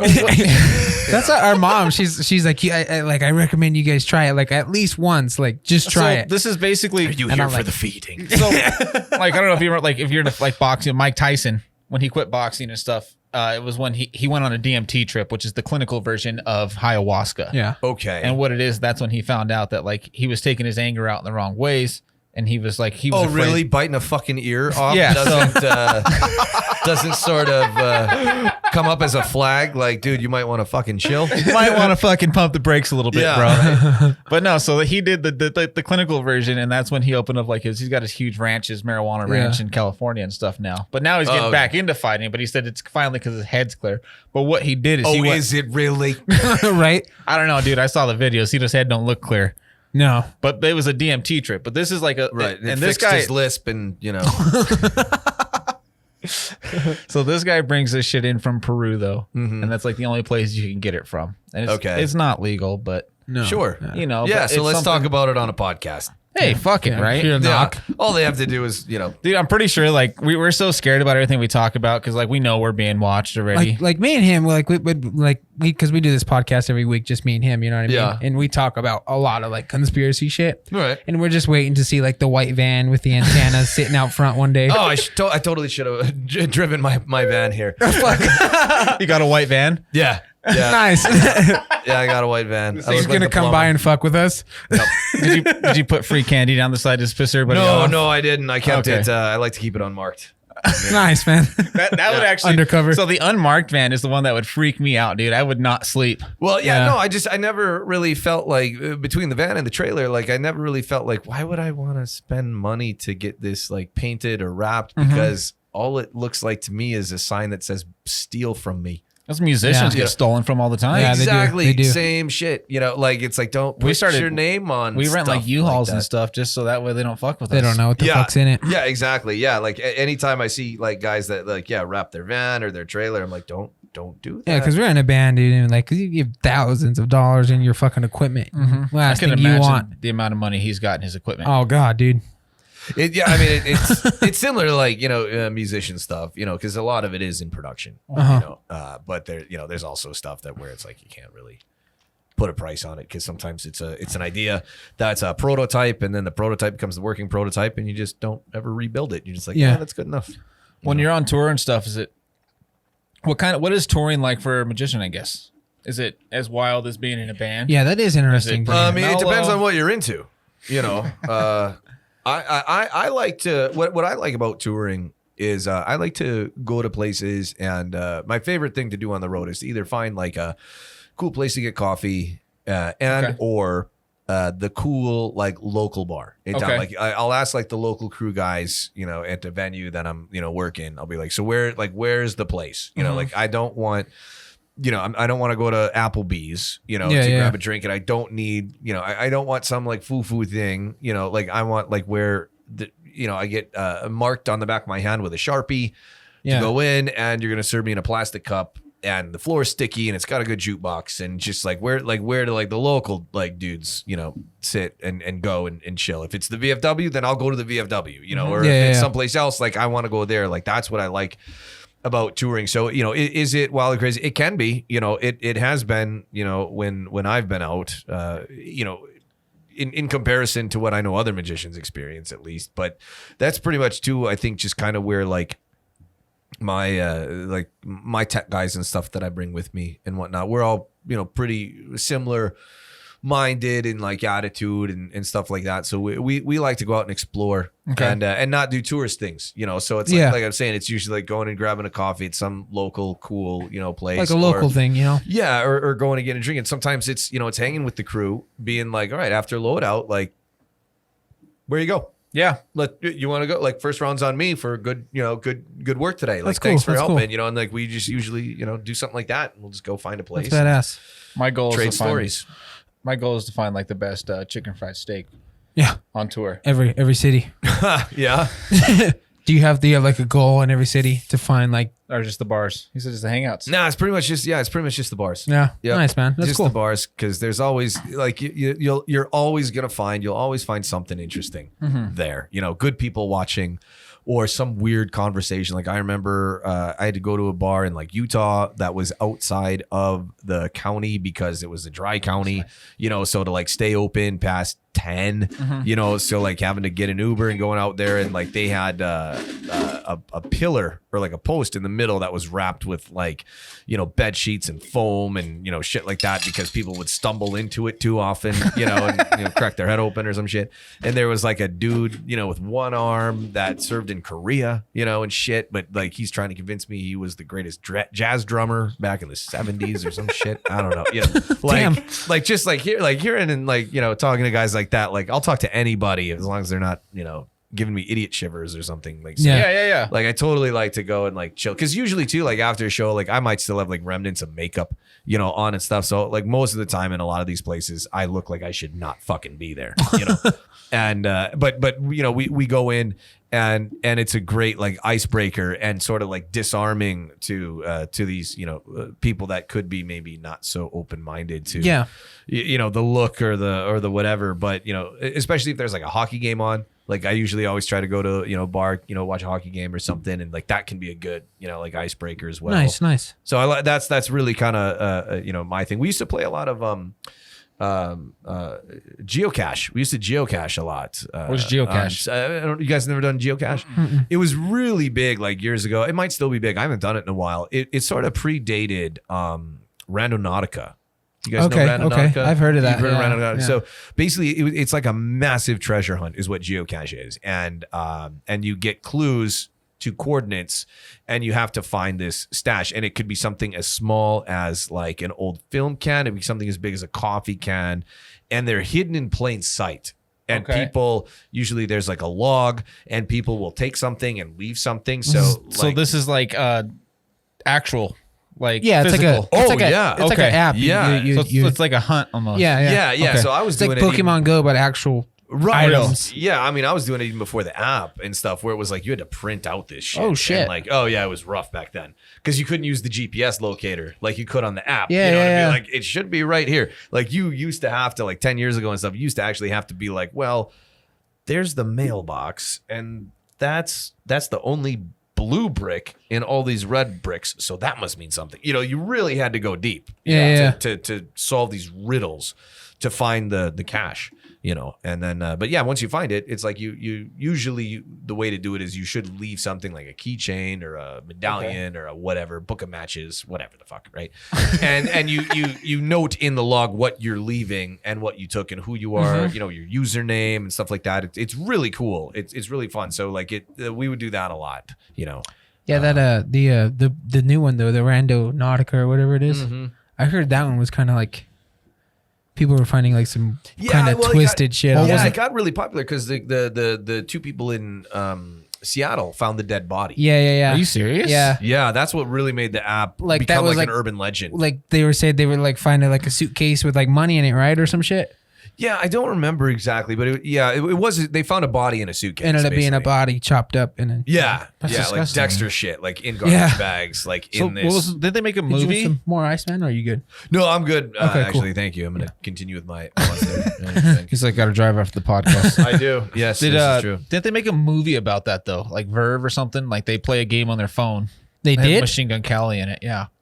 Our Nerve. Oh, Nerve. Yeah. So it's like a game. Like you get the challenges and you have to like do the challenges and you make money. There's like people that bet you won't do it. It's like insane shit you have to do. But it like boils down to like they gotta like at the end of it. At the end of it, they gotta end up doing like a duel. Okay, so it like builds and builds, and then it's like an extreme version of what you're talking about. I feel like that's how that kind of like Randonautica got, because now it's kind of like I think they even like pulled it or something off the App Store. Oh, did they? Because of the dead body, yeah. Oh, and yeah. I mean, that sounds about right. The whole point of the movie is like it's like teenagers nowadays I could be wrong, but will do anything for popularity. Yeah. And what it is like they end up like in a duel trying to kill each other because of like they wanted to get popular. Right. But that's just kind That's of the thing that was crazy but- too, is they found the body and they couldn't find like the people who did it. Like But they whoever did left though. it there. They did. did. Yeah. Oh, shit. I didn't hear about that. Yeah. I mean, it wasn't that soon, but from what I understand, they did tracked them? actually. They were able, Nice. to find out what happened. Damn, that's crazy. Well, I'm gonna ask my next question real quick. Yeah. Real quick. Really, really quick. Yeah. Real fucking quick. What have you experienced any paranormal or UFO stuff on the road? Oh, good one.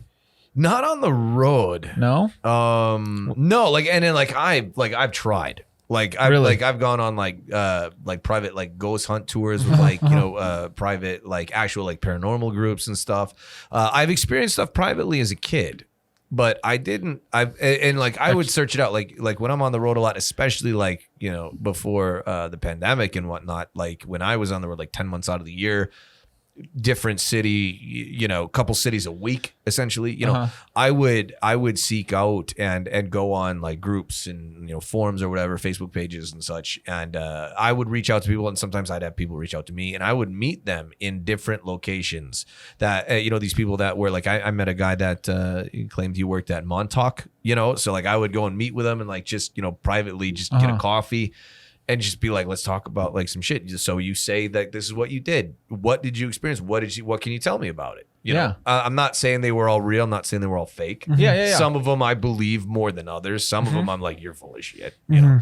But that's like the more of like the weird extraterrestrial alien conspiracy stuff. And then as far as like paranormal stuff, I haven't experienced anything. There was even in San Antonio, we were on tour. We were at a hotel that had it's still an unsolved mystery to this day. There was a brutal stabbing, like fucking like not much left, like where it's like obviously a very personal, if you like listen to other like true crime stuff where they say like these many stabs and this, that, and the other.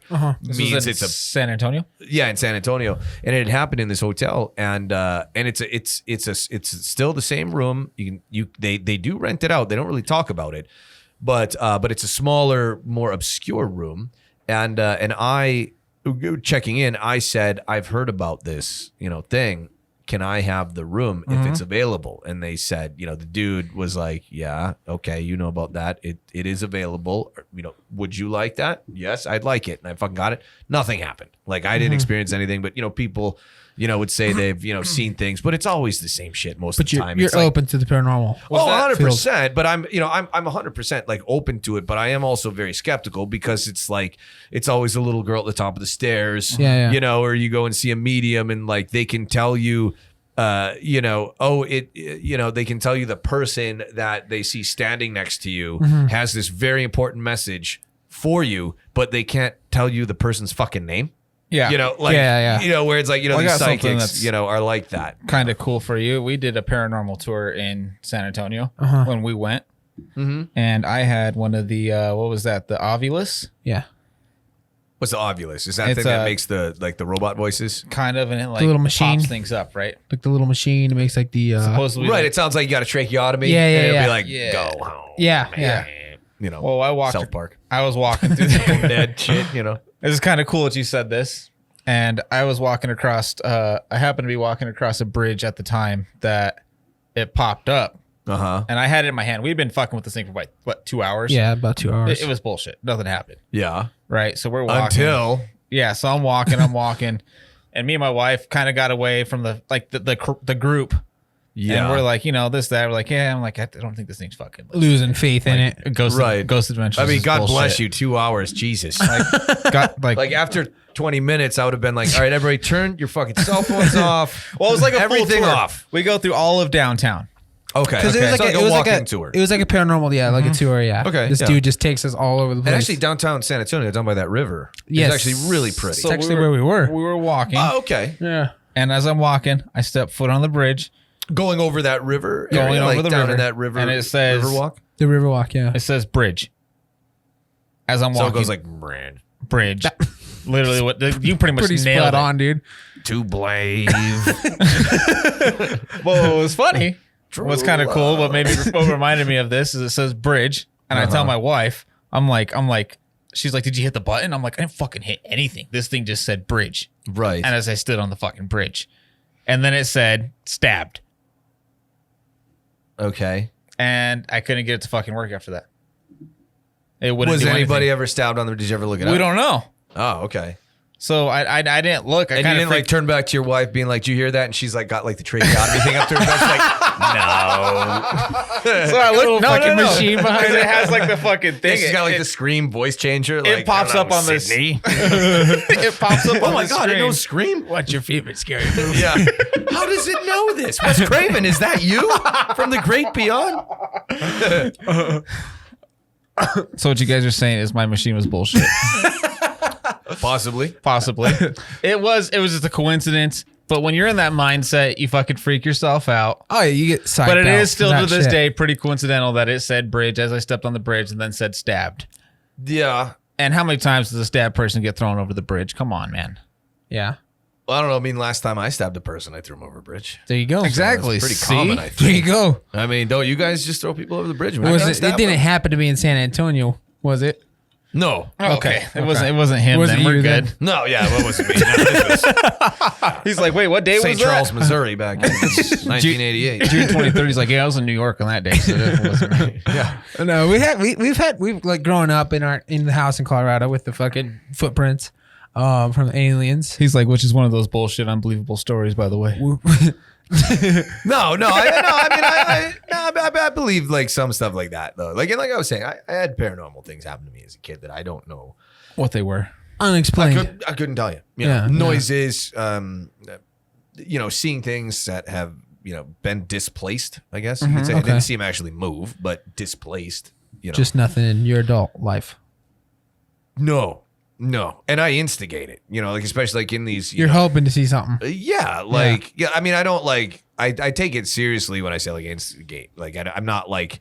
You're not looking for I'm not attachment. like the dude from BuzzFeed that's like, hey, my demons, where Yeah, you at? yeah, like yeah. I'm trying to like, my demons. like I try to be like, understanding and like open. I Yeah. am open to it and I do believe in it to a degree, but like I still haven't. I don't know, but except for the things that happened as a kid, but like I still, I'm trying to think of anything. It seems like in those moments, because I've done so many intentional moments like that, or experiences, I should say, where nothing's happened. It was all when like I wasn't expecting it, and perhaps maybe because when I was younger, maybe I was more open to it because I was younger. Like they always say sometimes like kids have a different mindset or something. Yeah, they say kids are. I think they say kids are more susceptible to that stuff. As you're older, you start thinking this is bullshit. Yeah, I'm not going to lose sleep over this. I think it's because kids are more fixated on like seeing something, or you know what I mean, or hearing shit. You know what I mean? When you're a kid, you're like, what was that? Yeah, I think that is it. Because like even though like I say like right now, like I'm open minded, but like I don't know, maybe to them I'm not. Yeah. I think I am, but maybe to them I'm not. Maybe I was before. Maybe at this point in time, there's like, dude, we're not going to fucking pull anything over on this guy. So just maybe they don't like my attitude.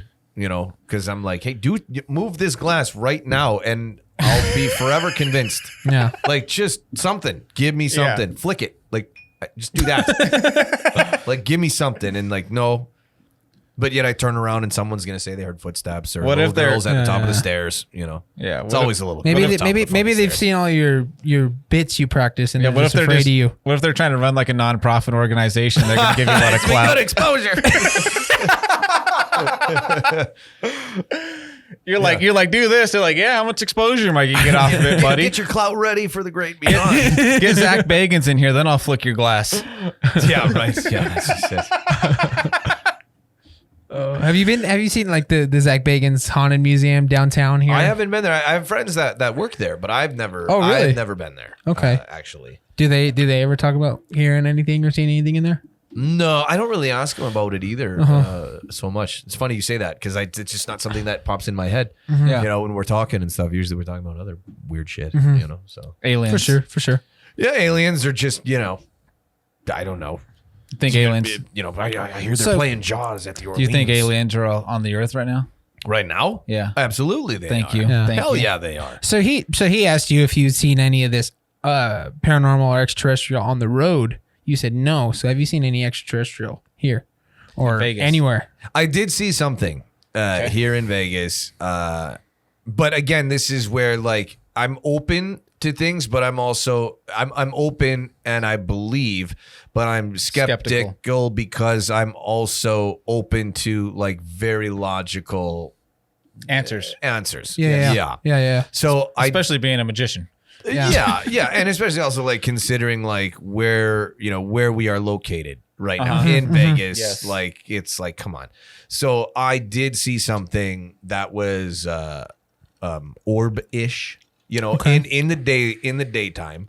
And it had a silver look to it, but now again, that being said, was it a balloon? Was it something new that's being tested that we don't know what it is? Was it Earth made? I'm thinking probably, but was it developed on Earth but based off of something that they reverse engineered? I don't know. Sort of that Bob Lazar kind of so thing. getting some Bob Lazar topic. Like most of it's our shit, but there's some other shit too. So were they just testing some type of fucking weird shit? You don't know. Yeah, and it wasn't very dynamic. It appeared to be stationary to me because the size was consistent. So it wasn't like, it could have been floating away, but from my angle, it looked stationary. The size was consistent. It was, like hovering. And honestly, I just got fucking bored, and I was just like, "Well, Okay, fuck this," And when I say bored, like it was probably like 10 seconds, I was like, "Holy shit, what the fuck is that?" And then trying to zoom in on my phone, Yeah. that never works. oh Never yeah, helps. it looks like you got A a ball potato, of shit, yeah. And then so I was just like, well, it might be an alien, it might be one of ours. Like at this point, I need something. Yeah. I need So a you little just bit think- more, and I just fucked off. I was just like, fuck this. I don't care. No, You that think the makes sense. government's covering it up too then? Yeah. Oh yeah. Or do you think I feel like I just don't think we're fucking smart enough for them to make themselves known, but Yeah. Oh no, I don't think that they've intentionally reached out. I think they've fucked up because we say we're human. They probably have the same sort of excuse. They're not perfect either. Yeah. So somebody's fucked up, or we've gotten far enough, advanced to where like, maybe unbeknownst to them, we've developed something that they weren't expected that can take down their craft. And that's how, whether it was an accidental crash or we took down something or a combination of the two. I think it was like that. I don't think they necessarily intentionally reached out. I think they fucked up and we're like, well, fuck, we're busted. Yeah. Busted. Jigs All up, right. boys. Hey, yeah, we're kind of here. We just wanted to leave you alone. Let you figure your shit out first. Somebody We were had just passing by. Yeah, since you caught us. All right. I had a couple shots on the way across an earth and fucking that's funny. All right, well, dude, you said you brought some bits, man, right? Yeah. Yeah. I want to see something. Are you cool with that? Yeah, You we got some time?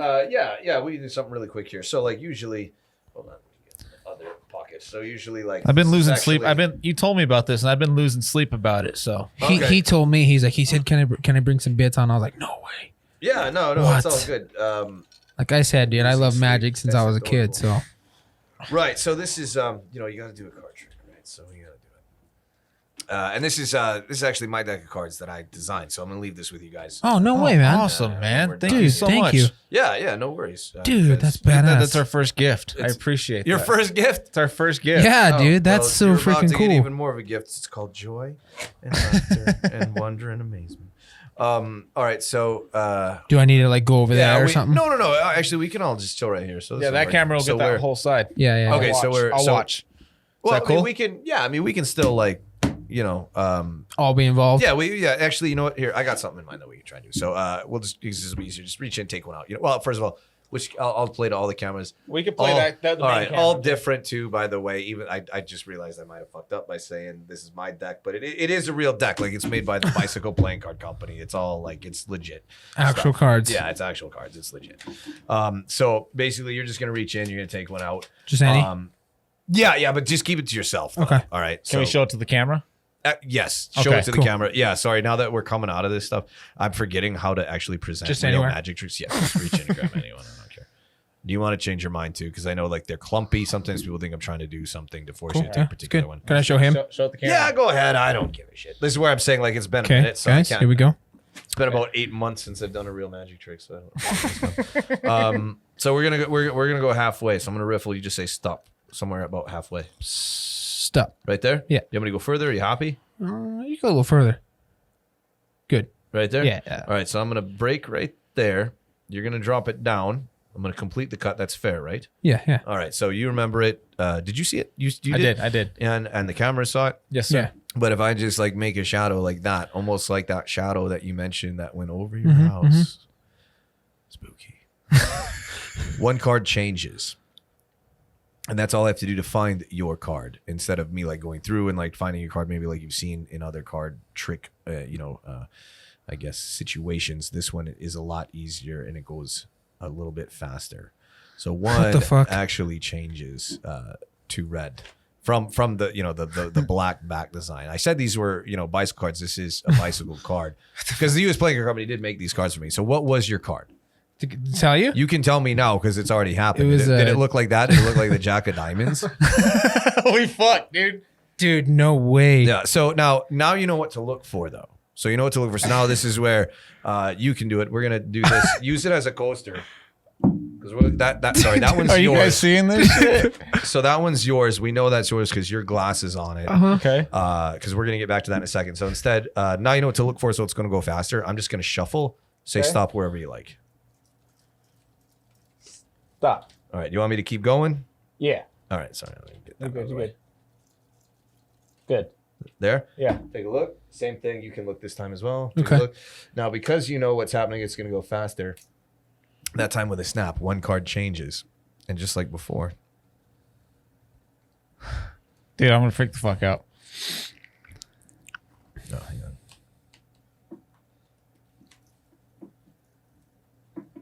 Wait a minute.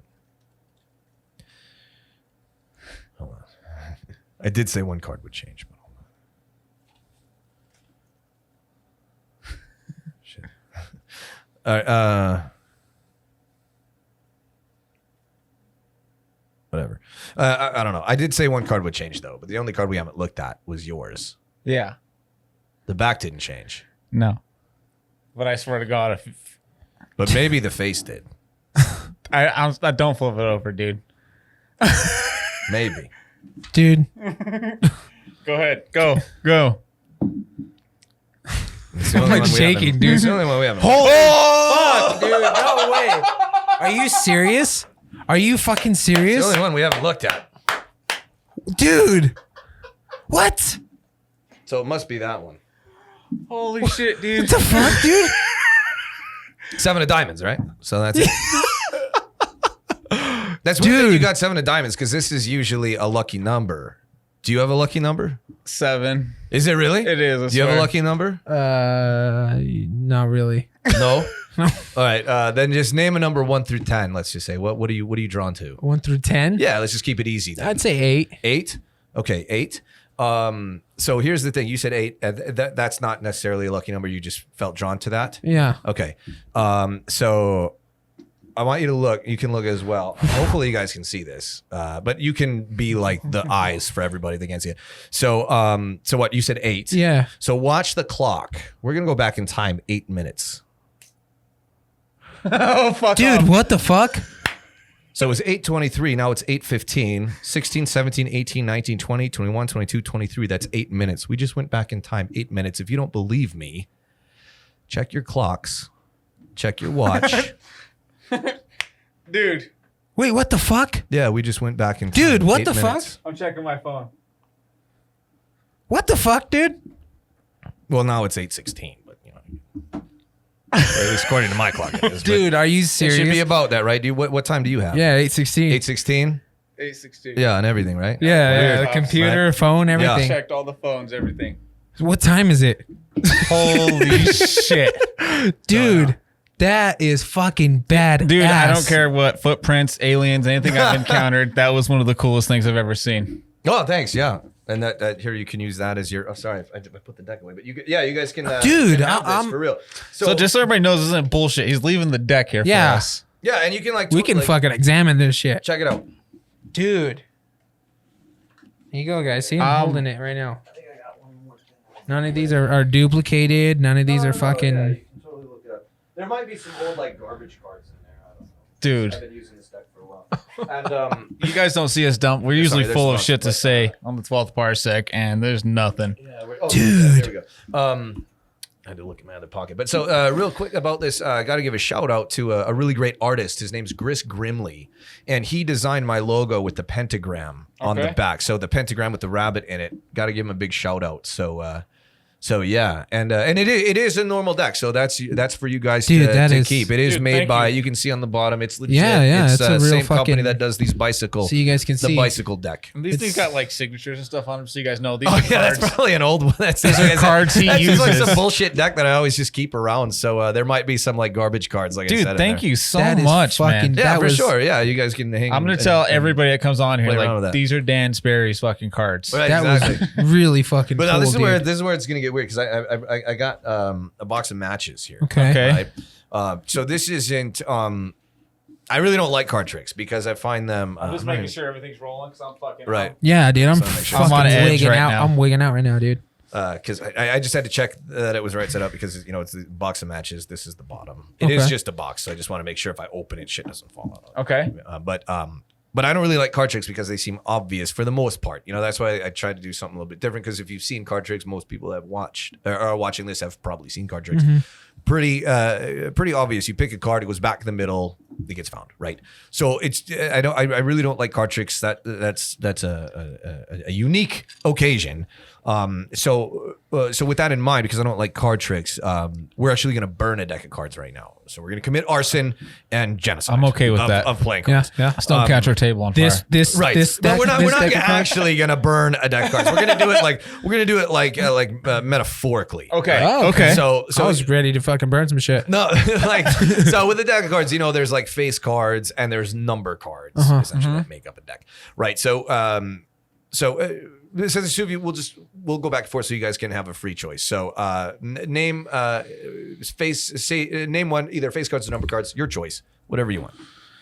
Like anything at all? Just say one or the other, face or number, whatever jumps out to you. Because we have to, number, because we're going to be burning, like you said, this deck of cards. Okay, so we're going on.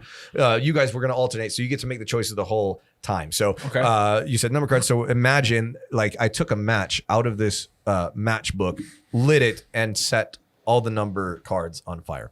So now that leaves face cards, and there's out of face cards, there's red cards and black cards, right? And there's also Jack, Queen, King. So we have to light one on fire. So now you get to choose now. So say Jack, Queen, or King. King. Because we're all done. So they set the kings on fire. So now now it's back to you. Same thing. We're setting everything on fire, right? Okay. But we need to. In the end, though, you're going to be a hero. I forgot to mention that you're going to be a hero because we're going to save a card. Okay. So again, you get to make. Sorry, what'd you say? You said King. King. So Jack or Queen?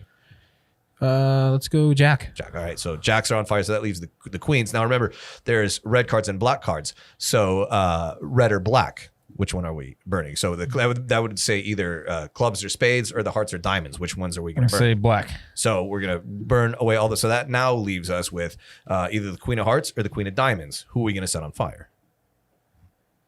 Queen of Hearts. Queen of Hearts. Okay. And this wasn't set up. You guys actually have been making these decisions. Yes. We're burning this deck of cards metaphorically, leaving the Queen of Diamonds. Yes. That was what, between the two of you made that. There's no way I could have known what you guys were going to do. You didn't even know what you guys were going to say. No. But even though I said this is a box of matches, there aren't matches in it. There's one card folded up. If you look, it's actually burnt, right?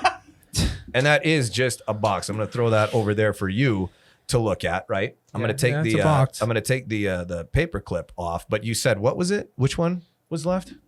Was the What was it? The Queen of Hearts. you burned the Queen of Hearts? So it's so that left the Queen of Diamonds. Yeah, Queen of It looked Diamonds. like that.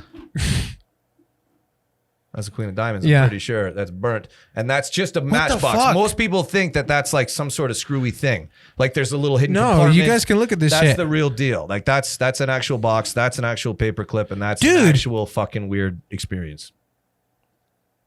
How the Let them look. Like you might think there's No, I little got, weird dude. I got nothing to say. flaps or because I don't- sometimes people I think don't there's like sh- weird goofy things in there. I don't shut up a lot, dude.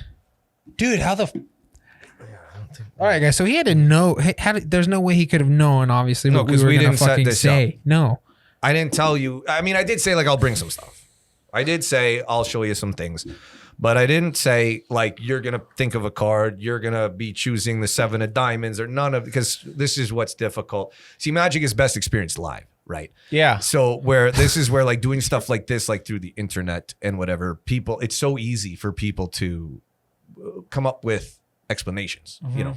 But that being said, that's why I was saying, like, just so for everybody at home, right? Like we planned this interview, but this wasn't. But you guys heard us talking in the beginning. We don't. I messaged him on Instagram.